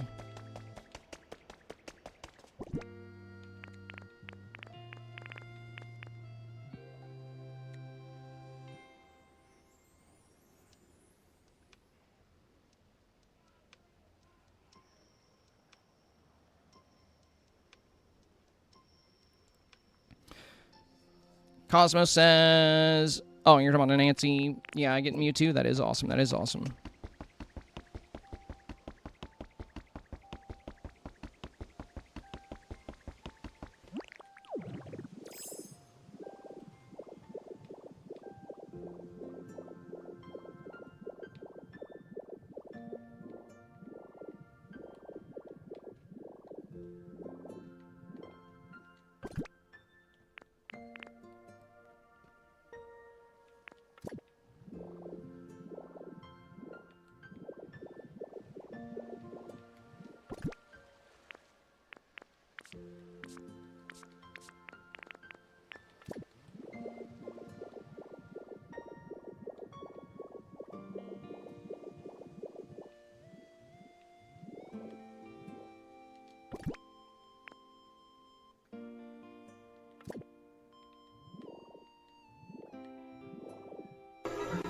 Oh yeah, it's all coming together.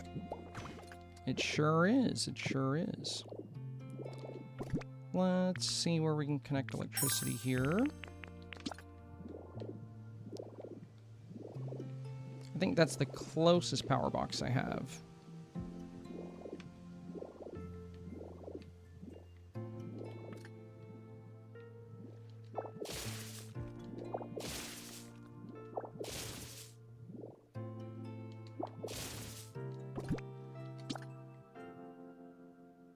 Okay, that still connects. That's good. Let's see if it connects if we go further. Yep, okay. What about here? Nope. Okay, it's out of range, so it's got to go right there.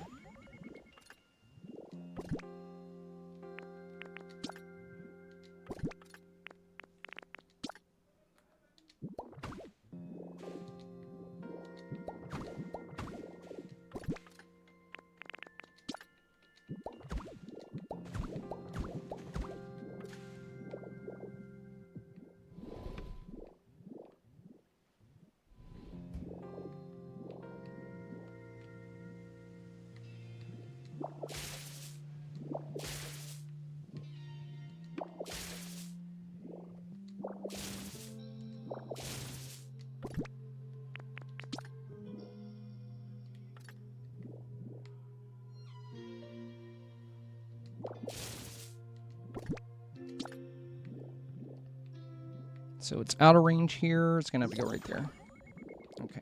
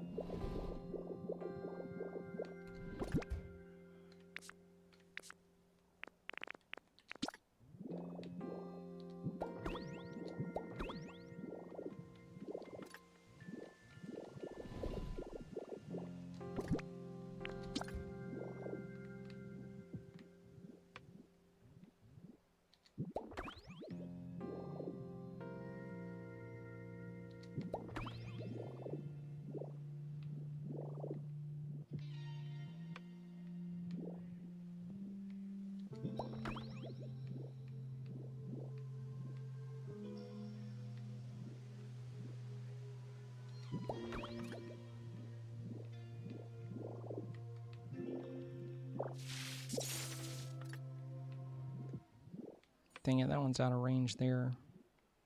We can always move it in one. Yeah, we'll put these two closer in.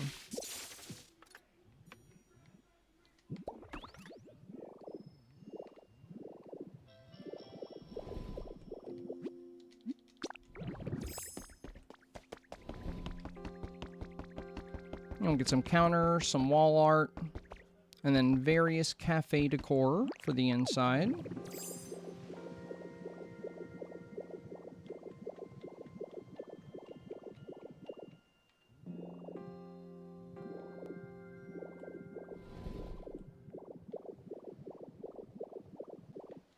Now we can work on the dock.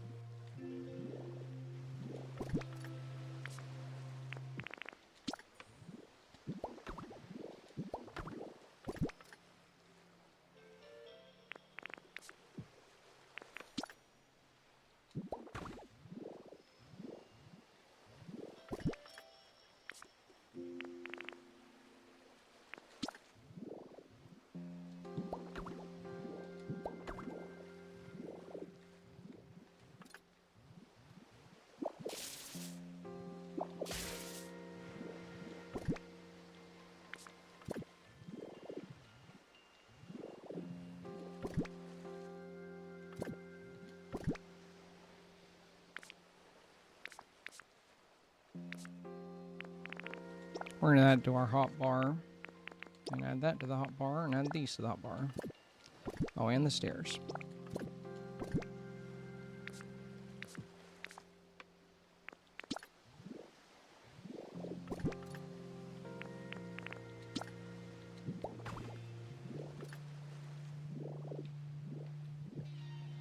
Oh, Heather, were you talking about power when you were asking if it was a separate area? Because even if it shares power, it's still a separate area. Yeah, so you can tell it's a separate area simply just by like opening your return options here. Like Withered Wasteland and Pallet Town are two distinctly different locations. Now, whether they share power, I don't know. They shouldn't, but I could find out. If I go to Pallet Town and try to place a generator, then I'll know for sure. Because I'm at my power limit here. I can't place any more generators, but I can place transmitters. There's a separate cap for both of those things. Power transmitters and generators have a separate cap.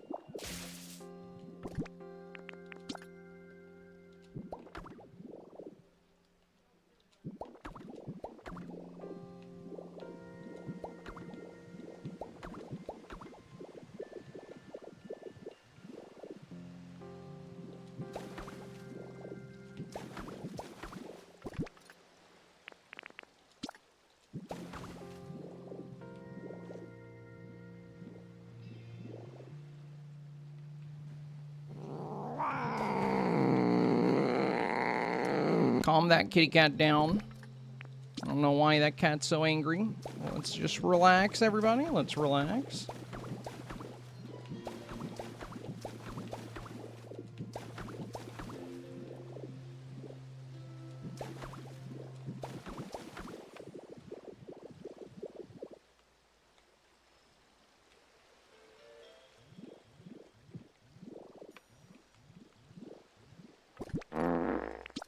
Okay, real mature. Real mature. What are we doing, guys? What are we doing? Trying to have a nice, relaxing decorating stream here.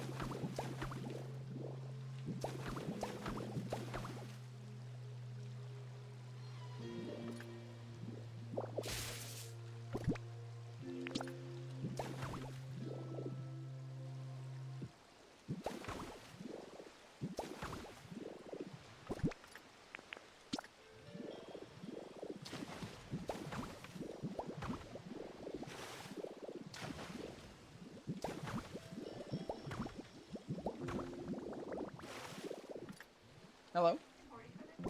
Yeah, he's fine.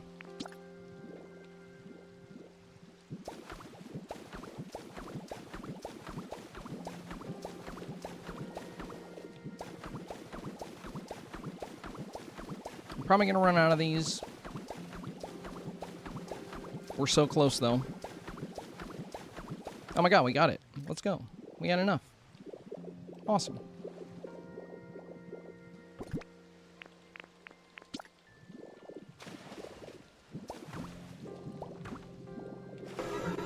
Oh, yeah. It's all coming together. Hi, Horty. I wouldn't mind this going a little further. I'd have to make some more... Oh, we have plenty of wood pieces. Yeah, let's bring this out even more.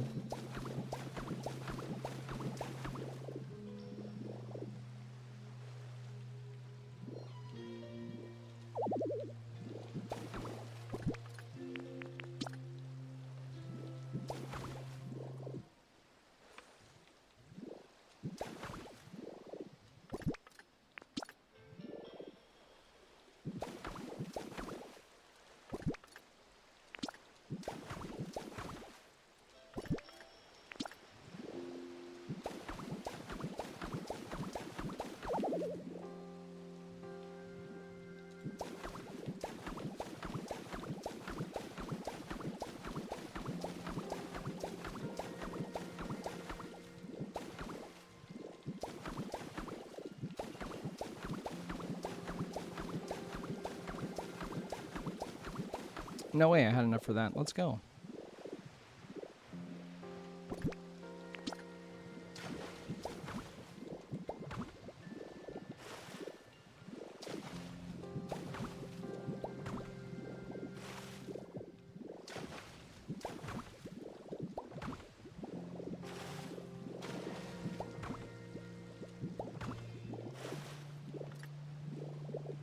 There we go.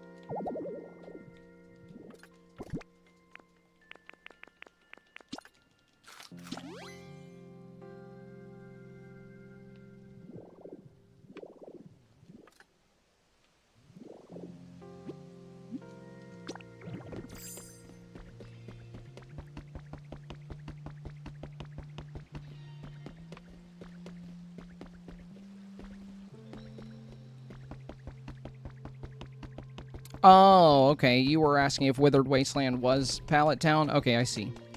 Nah, Withered Wasteland is Fuchsia City.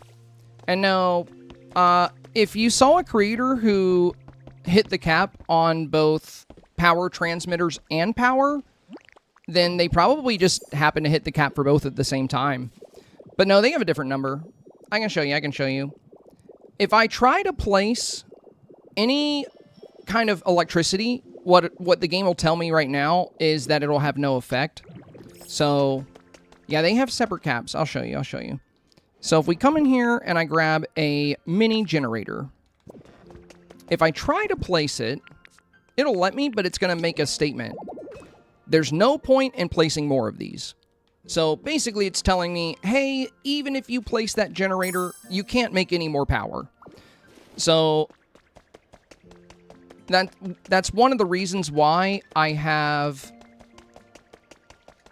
these two furnaces back here hooked up to my grid. I don't have them on right now, but mini generators are very useful because you can put them anywhere, but every power item takes like a point off of how many you can place, and each one generates a certain amount of watts. So this one doesn't generate that much, it's just convenient. The most power you can get in the game is from these furnaces. So eventually I'm going to place lights and the game's going to say, oh, you don't have enough to power that.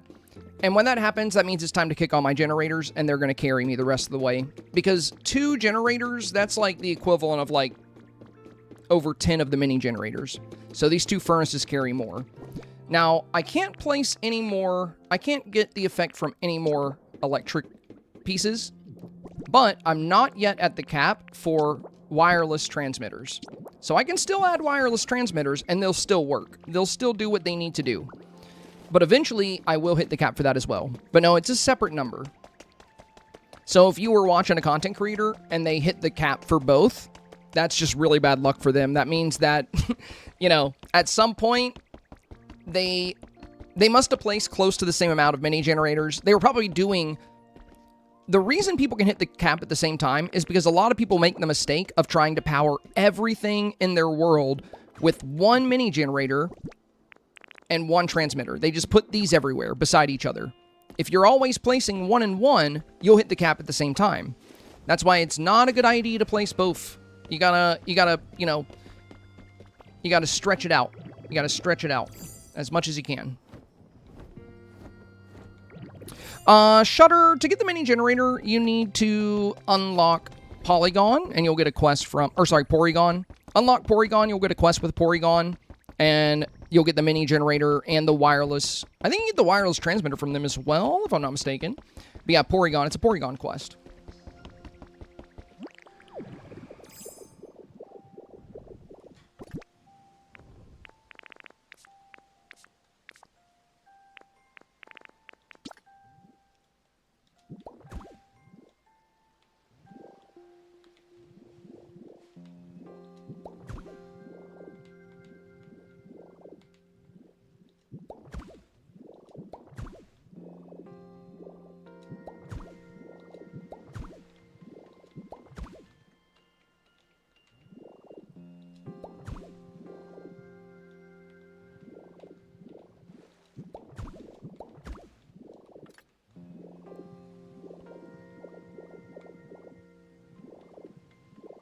I unlock Porygon 2, but not Porygon. Yeah, you would think, since Porygon 2 is the evolution, you would think he would give you something cool, but, like, he doesn't give you anything. But yeah, the base Porygon. Do you know what you need for him? I can pull up his habitat if you want me to. Hang on, give me a second. I'll get you the habitat for you. Let me see if I have it. Let's go all. Filter. So yeah, for Porygon, you're gonna need...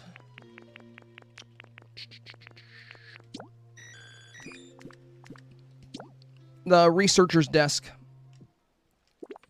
So you'll need any table, any powered on computer, or sorry, not any, but the powered on computer. It's like the work computer, not the gaming computer. And then a science experiment. And it's 2 tables. So any 2 tables, a powered on computer, and a science experiment, and then you'll get Porygon and you'll get a little side quest with them. finish that little side quest, and you'll get your wireless transmitter and your. I think you get both at the same time. I think you get the. If I'm not mistaken, I think you get the wireless transmitter and the.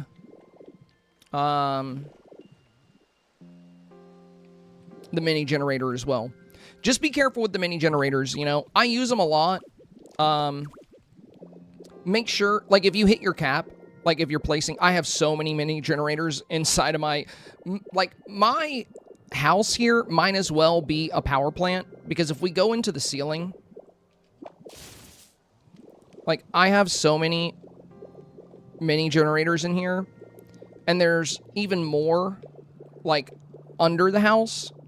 So a lot of the electricity I get is from these, but if you happen to hit the cap, like, you know, when you reach the point to where you place a mini generator and the game tells you there's no point in doing that, that means you've generated the maximum amount, or you have the maximum amount of electrical items you can have, and some are better than others. Here's another fun fact. Windmills generate almost double the electricity if you put them higher. So, you know, when you like do a grass patch, like up here, and it says it's an elevated grass patch. So if you put a windmill wherever it's elevated, where it gets this status condition of elevated grass, if you put a windmill up there, so if I took this windmill, right now this windmill is generating half of what it could be. If I deconstructed this windmill and I put it up here, it would generate twice the amount of electricity. And the game doesn't really tell you stuff like that. You know, I think if you read the tips in the game, it'll tell you that, but like, you know, none of the Pokemon mention that. It's like one of those random things in the game. So, and as far as what I found on Reddit, the absolute best bang for your buck when it comes to generating electricity are going to be these furnaces. But the downside to the furnaces is they only work when you burn items in them. So the way I've set up my power grid, these furnaces, everything's connected. My mansion, all the lights, the flower shop, the city in the back, it's all on the same grid, all built through wireless transmitters. So eventually, I'm going to place lights, and the game's going to tell me you don't have enough electricity for that. And when that happens, I'll just have to turn on my generators forever. But yeah, I would make sure you have at least a couple of these generators at the very, at the very back end of your electric system. That way, if you do hit a point where you're just not generating enough electricity anymore, you can fall back on these. Because the downside to the mini generators, they cost the same towards your points. So this furnace and a mini generator are the same as far as the game is considered. But this one generates more than 4 times the power of a mini generator. You just have to constantly throw stuff in here and burn it. But it lasts a long time. And you don't even have to turn these on until you do reach that point. Like when you reach the point to where your mini generators just aren't cutting it power-wise anymore, then you can kick on those furnaces from there.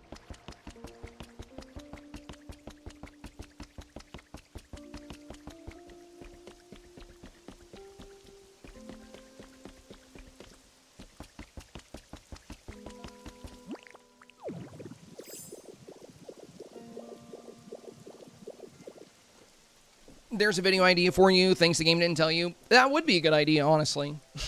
I've thought about it. I think that would be a good one to cover, because there are a lot of little things the game doesn't really break down for you. And I've had to find a lot of that information myself on Reddit and just through experimenting. I'm liking this, though. I'd love to build a little boat out here out of blocks. I think that would be fun. I might do that eventually. I like the dock, though.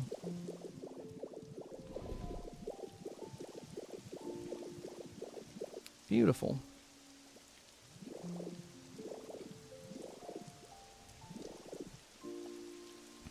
So, yeah, I'm not sure, how they were doing their power, Heather, but here's what I do. When it comes to electricity, I don't run my grid everywhere. So, for example, this whole area, it's lit up by mushroom lights, which don't require electricity. So there's no point in me wasting wireless transmitters, since there is a cap. There's no point in me wasting transmitters over here. And in isolated areas, like if we go to Professor Tangrowth's cave, this is actually on its own separate grid, because these planets are powered. So these are electric lights, these 5 planets. But I didn't run my wireless transmitters all the way out here because that would be bad for the cap. So for this area, I just put one mini generator in here. It's in the ceiling, and I put one wireless transmitter. So this house, it can't have any more electricity. You know, some people were like, you should add a computer because Professor Tangrowth likes computers. Nope, I can't do that. I would have to add another generator, and I'm not doing that. If he wants to use a computer, he can go to the Pokemon Center PC. He's got a lot of lights in here. That's fine for me. But essentially, you gotta... If you're not planning to fully decorate, it's not really going to matter. You're not likely to hit the cap. But if your goal is to do something like this, where you decorate the entire biome, and you have stuff everywhere, you're going to want to be strategic with where you run your power. So most of my electricity, of course, is going to be in my mansion. And if I needed to, I could take some of the power transmitters out of there, because as you saw when we were in the ceiling, I have a lot of them in here. But that's just because I have a lot, I have a bunch of lights that are turned on, but I can take some of these back. Like, I could probably take, a few of these out of here if I really needed to. But I haven't even hit the cap yet, and the big reason why we haven't hit the cap is because I've been very careful with, how I place them. Now, from here, I have wireless transmitters going from the mansion, because most of the power comes from the mansion, and from the furnaces down here. Those same transmitters are in the ceiling here. There's a bunch in the ceiling here. And then some of them run down the wall here, and then down, to the Pokemon Center, to these lights right here. They run to the flower shop. Now they run over here to this little setting here. And just like Professor Tangrowth's cave, this has its own grid. I'm not going to run transmitters all the way out here, because it's the only thing I'm powering out here are these 5 lights. And one mini generator gives 5 watts. Each light takes 1 watt. So, we have a watt here, but the generator is actually in the ceiling. So there's the power generator right there. Or not the generator, but that's the wireless transmitter. The generator is in the floor. But I'm not going to run, we don't need this to be on the grid. It's just a few little lights. But I do recommend, any building or shop that has a lot of electronics, like powered-on doors, a bunch of lights, you should probably attach it to your grid rather than trying to stack up a bunch of mini generators on it. This is on the grid. We have a lot of lights in here. There's all these berry lights, hanging lights, automatic doors. There's all these different things. And then this house is on the grid as well. So houses with a lot of lights, I just connect them to the grid. But again, anything that's more isolated, I can always light it up with mushroom lamps or, things that do not require electricity. And then, of course, the same grid from the mansion runs through this whole town, because all these houses require electricity if you want to light them up. Same with, same with the street lights and whatnot, the Pokemarts. And there's a windmill here, too, so it could be its own separate grid, but I've actually connected it. And it's nice to connect it, because now this windmill and that water wheel over there, they're connected to the same grid as the mansion, so they're adding more power. And there's one more water wheel that's by the Team Rocket warehouse that's also connected to the grid.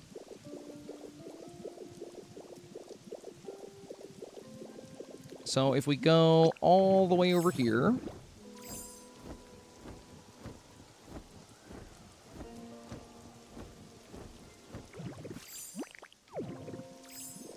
the same grid we have on... Let me see if I have a wireless transmitter so I can show you. Yeah, here we go. So you can see by where the wire is, where the power box is.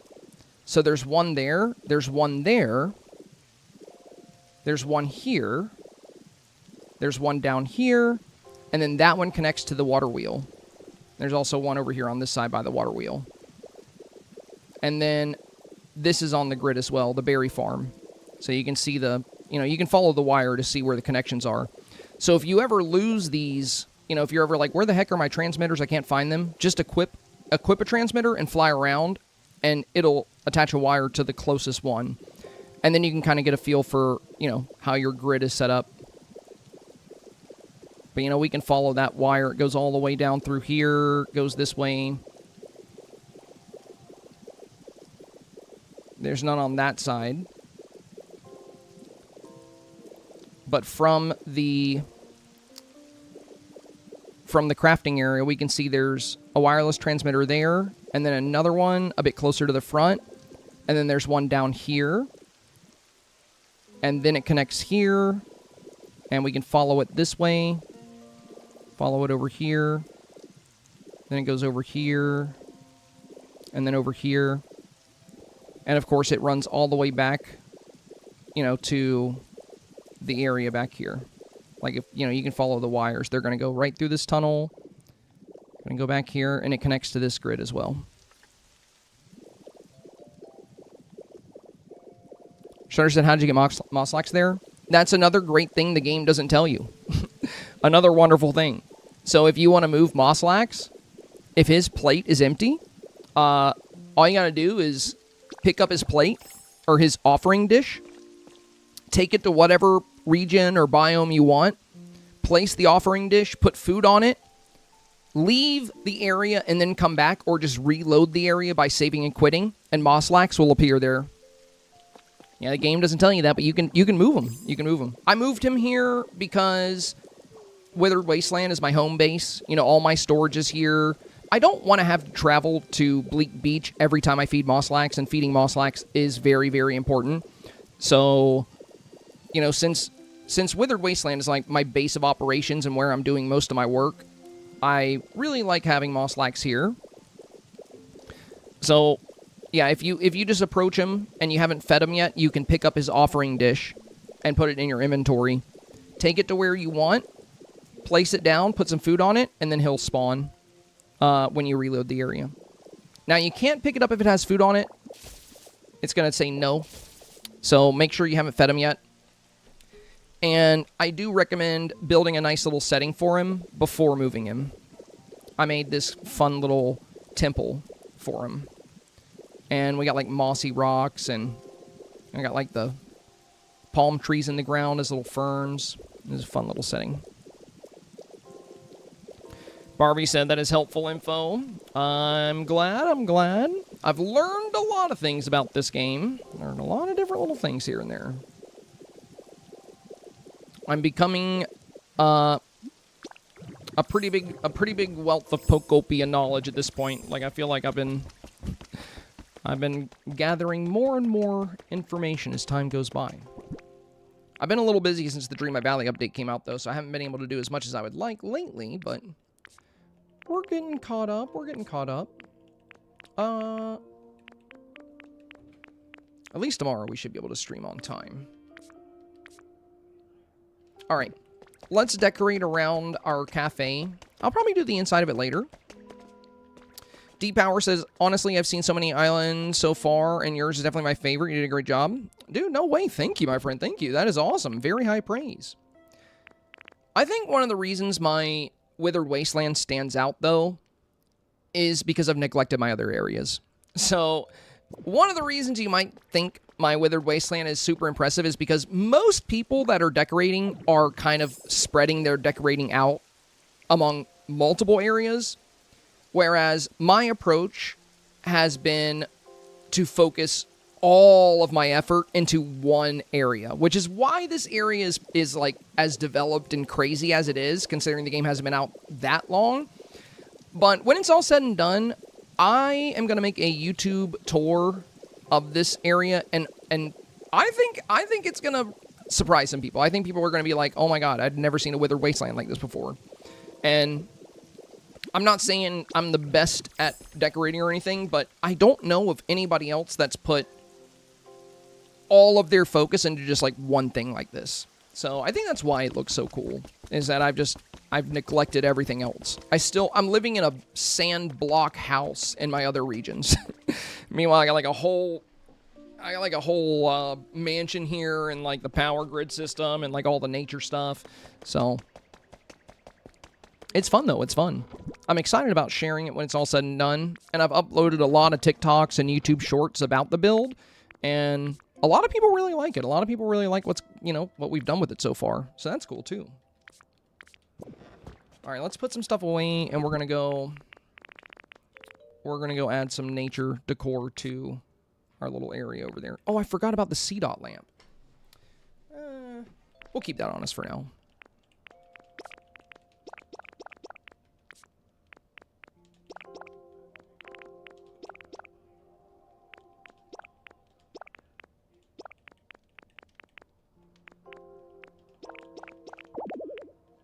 Oh man.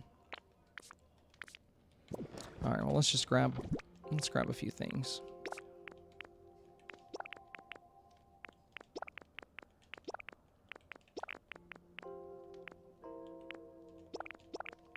I've also spent like 5,000 Pokemetal printing flowers. That's been a problem. Got some cool flowers though.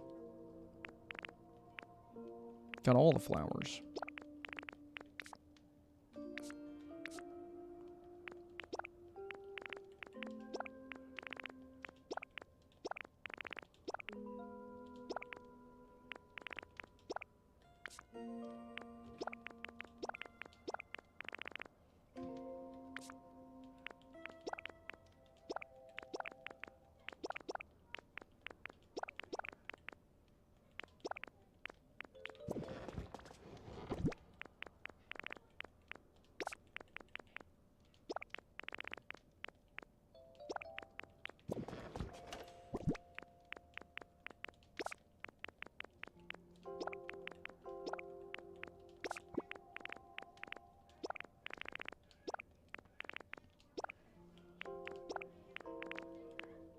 Alright, hopefully that's good enough.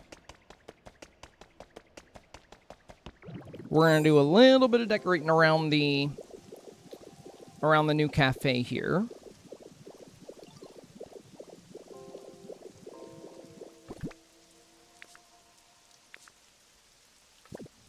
Oh, and I wonder if I use leafage, will that make moss? Will that make moss up here? I think it will. No, it's going to make me... I have to place moss in Magnemite form, I guess. That's too bad. Oh, I can't place... Oh. Well, that sucks. I can place grass on the... I guess I just can't do it on the roof. Well, that's too bad.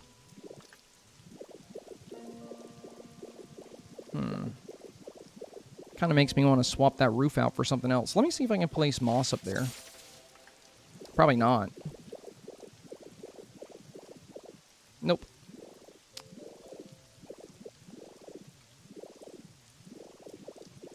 That's a bummer.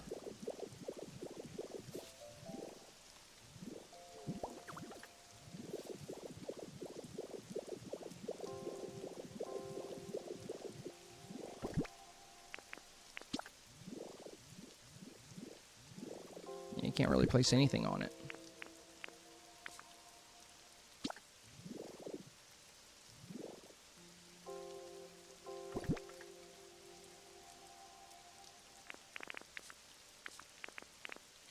Oh well. That's alright, that's alright.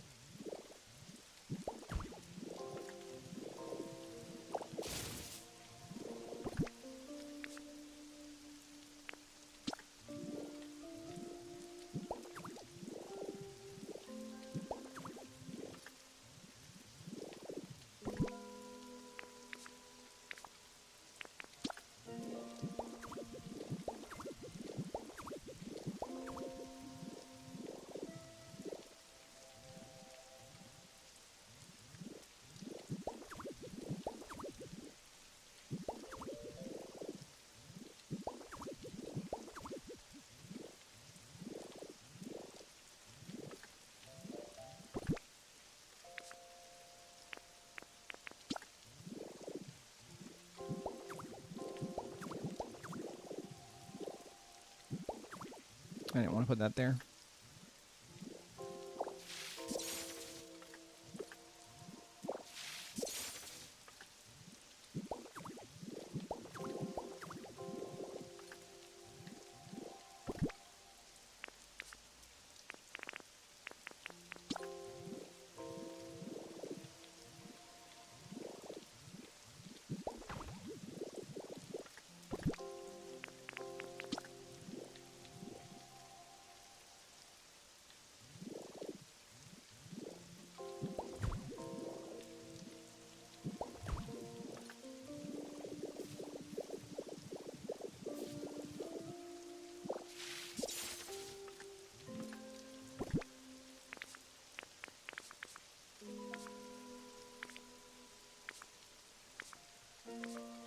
I guess I didn't bring the mossy versions of those rocks. I do have mossy versions of these that are much cooler looking.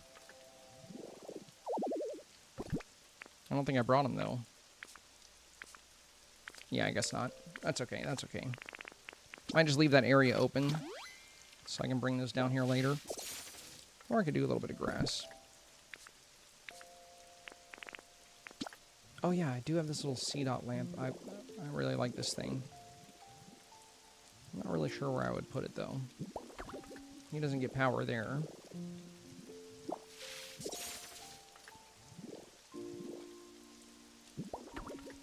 He's out of range there, too? Dang.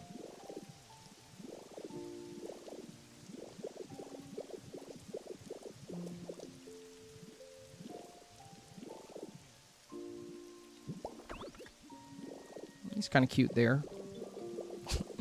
I guess that's what I gotta do. I don't feel like putting another power box here, though. I don't know how close I am to the wireless transmitter limit, but I'm not fixing to take any risks.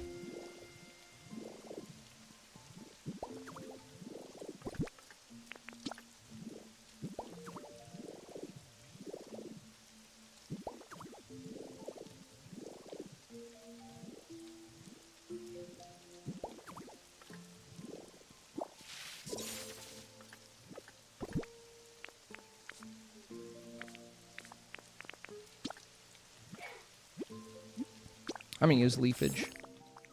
I don't like wasting the grass in my inventory if I don't have to.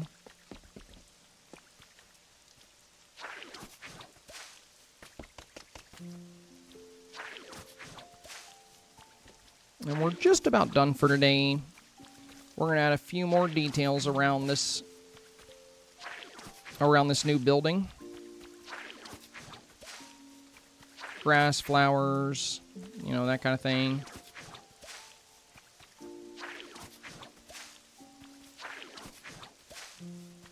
I should have brought some planters.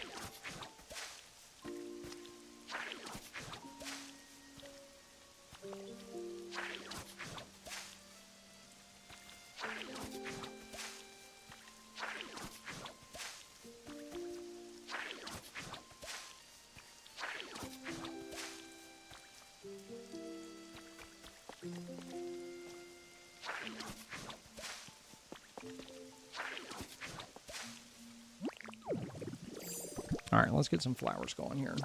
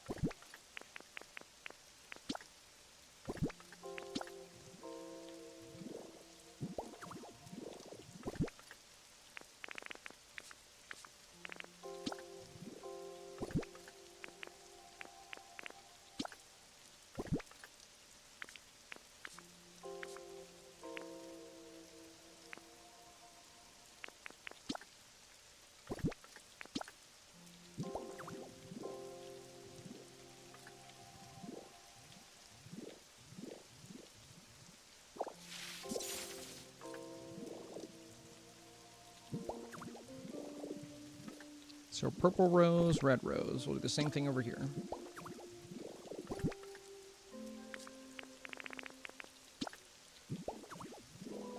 There we go.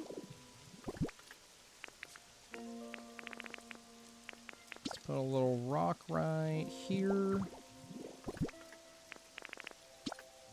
Get a little mushroom over here. Maybe another little mushroom by this log. That side's all good.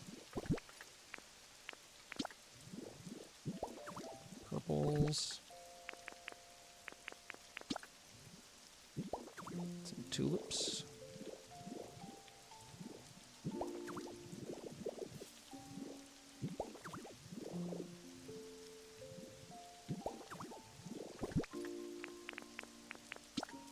Throw some hedges up here as well.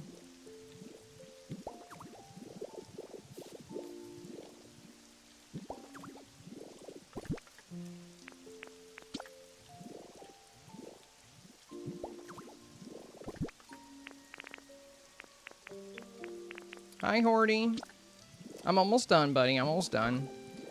I know you want your attention. I started streaming a little bit late today. My cat's ready for his post-stream playtime.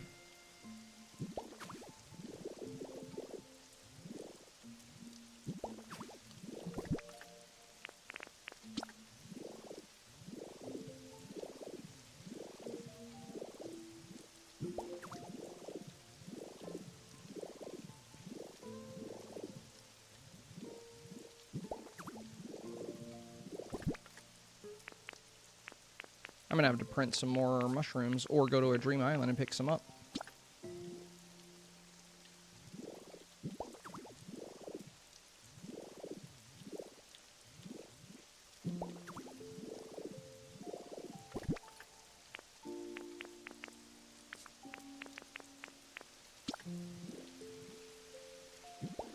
Yeah, we don't have a lot of pink flowers around here. We'll do some pink.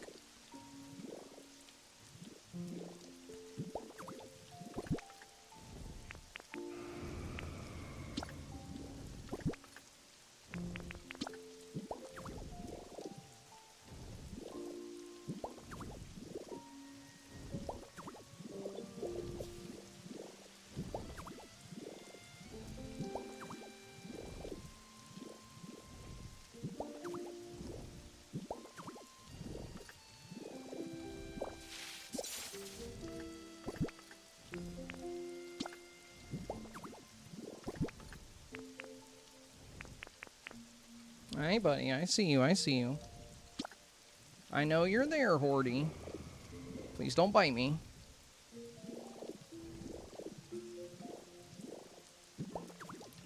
I'm almost done, buddy, I swear, I swear. Please do not hurt me. I have the world's neediest cat, dude, I'm not even kidding. I love him, though. Love that little guy. And he loves me too much. If there can be such a thing.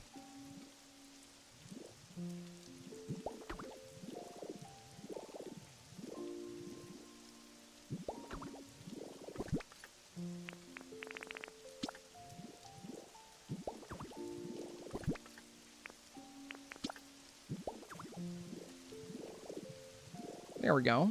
All right, all right, all right. We're looking pretty good up here.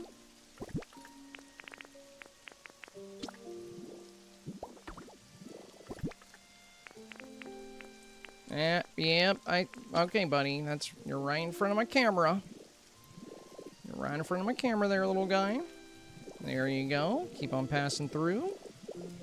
Good job, good job. Thank you.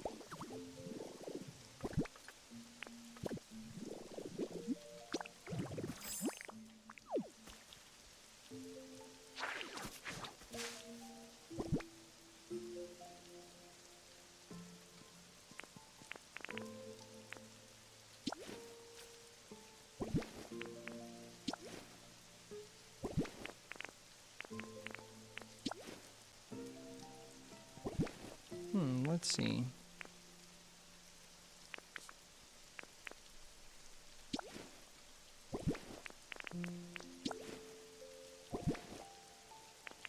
let's do these orange ones. We don't have a lot of orange around here.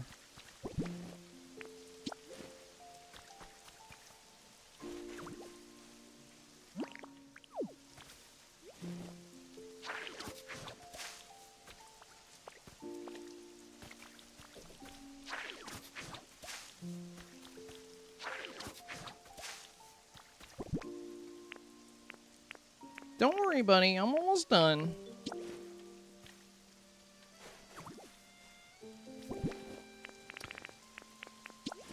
He's got his routine. He's so into his routine. Anytime I start streaming late and I end up having to stream a little bit later than normal, he is not a happy camper about that. It's okay, though, because that just means he loves me. Could be worse. I'm so glad there's not like a build limit on this game, because I probably would have hit it a year ago, even before this game even came out.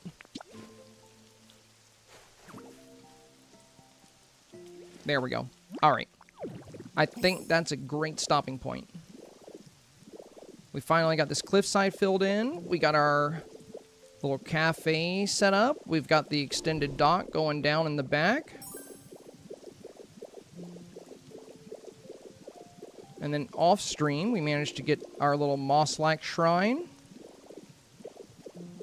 Looking good. Not too much left in the Withered Wasteland. Probably a few more weeks of work and I'll be done with this area. But look at that, you guys. Look at that. Let's zoom out and appreciate.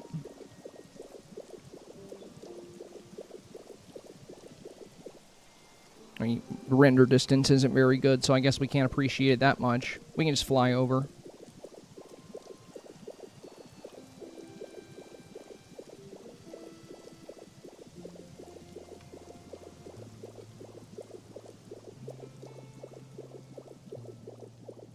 Dude, that's so much detail. Look at all the crap on... Look at all that crap, dude. Look at all this stuff we put on the mountains. This is why I've spent over 5,000 Pokemetal on this build. I've printed an absolutely absurd amount of flowers and bushes.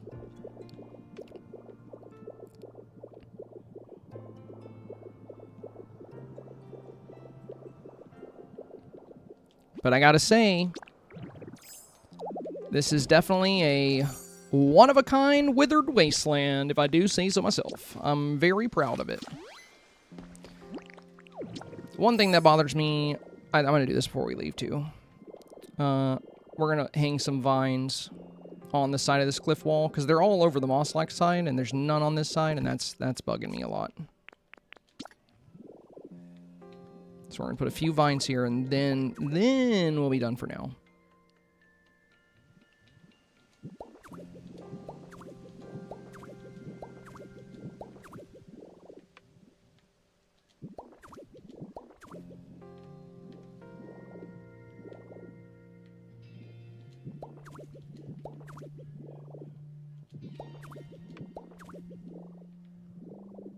Oh, that's annoying.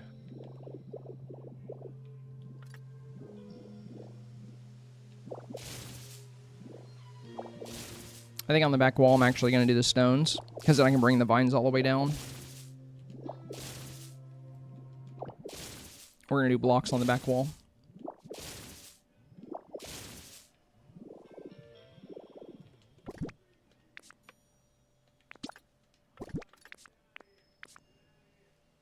Yeah, I put them away. Oh my god. Okay. Alright, well that's fine. We'll do that later. We will do that later. Go ahead and hang my vines now. Because they can come all the way down if I put a block there instead.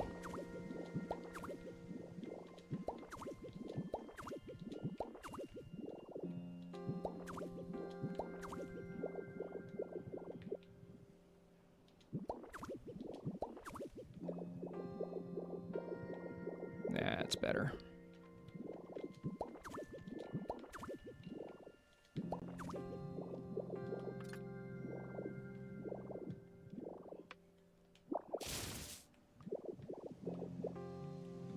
Oh, nice. Yeah, and if I remove the ones on the edge, it'll still look even on both sides. It won't look wonky. Because then it cuts off on both sides. Dude, I could even do the glass panels inside of here, honestly. Might do that. That way we have the glass panels here, and we have the glass panels here. Yeah, I'll probably do that. Okay. There we go. All right, good stopping point for today.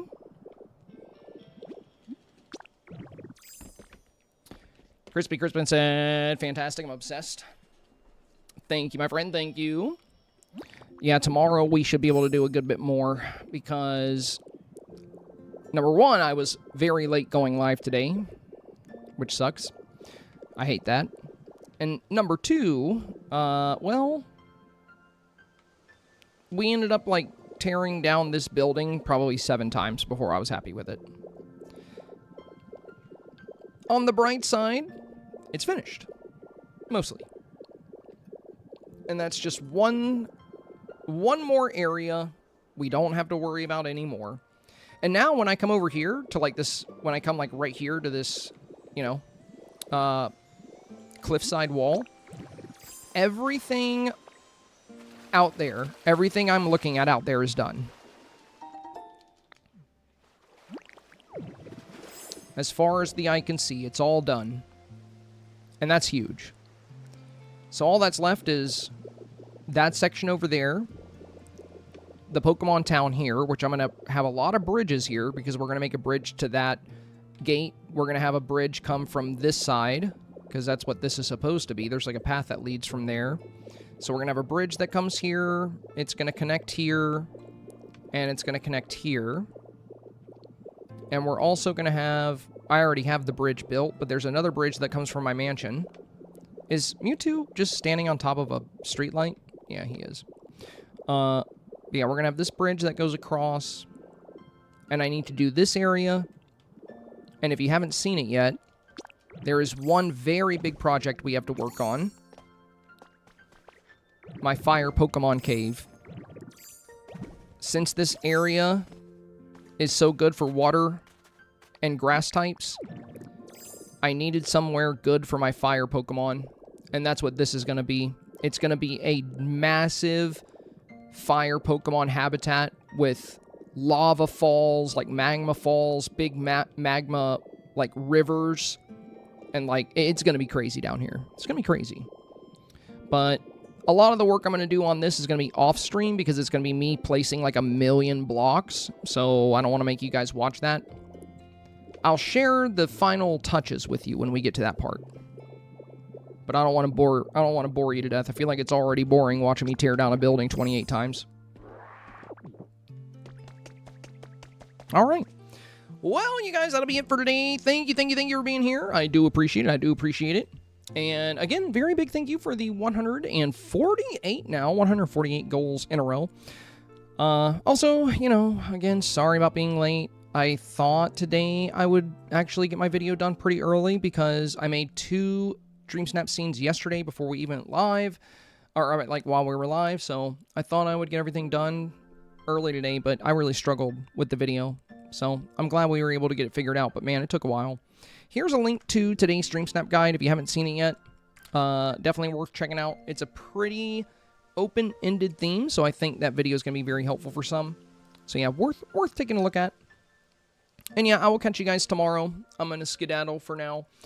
As always, stay safe, stay awesome, and stay healthy. We'll see you on the stream for the big Friday extravaganza as we work to wrap up more. And before I go live, I'm hoping I can get another YouTube short and TikTok out on Pokopia because I have some more builds to share. So yeah, we'll get that done tomorrow as well. All right. Thank you for being here, you guys. We'll see you tomorrow. Have a wonderful evening. And if I don't see you tomorrow, have a great weekend. All right. That's all for now. Bye-bye.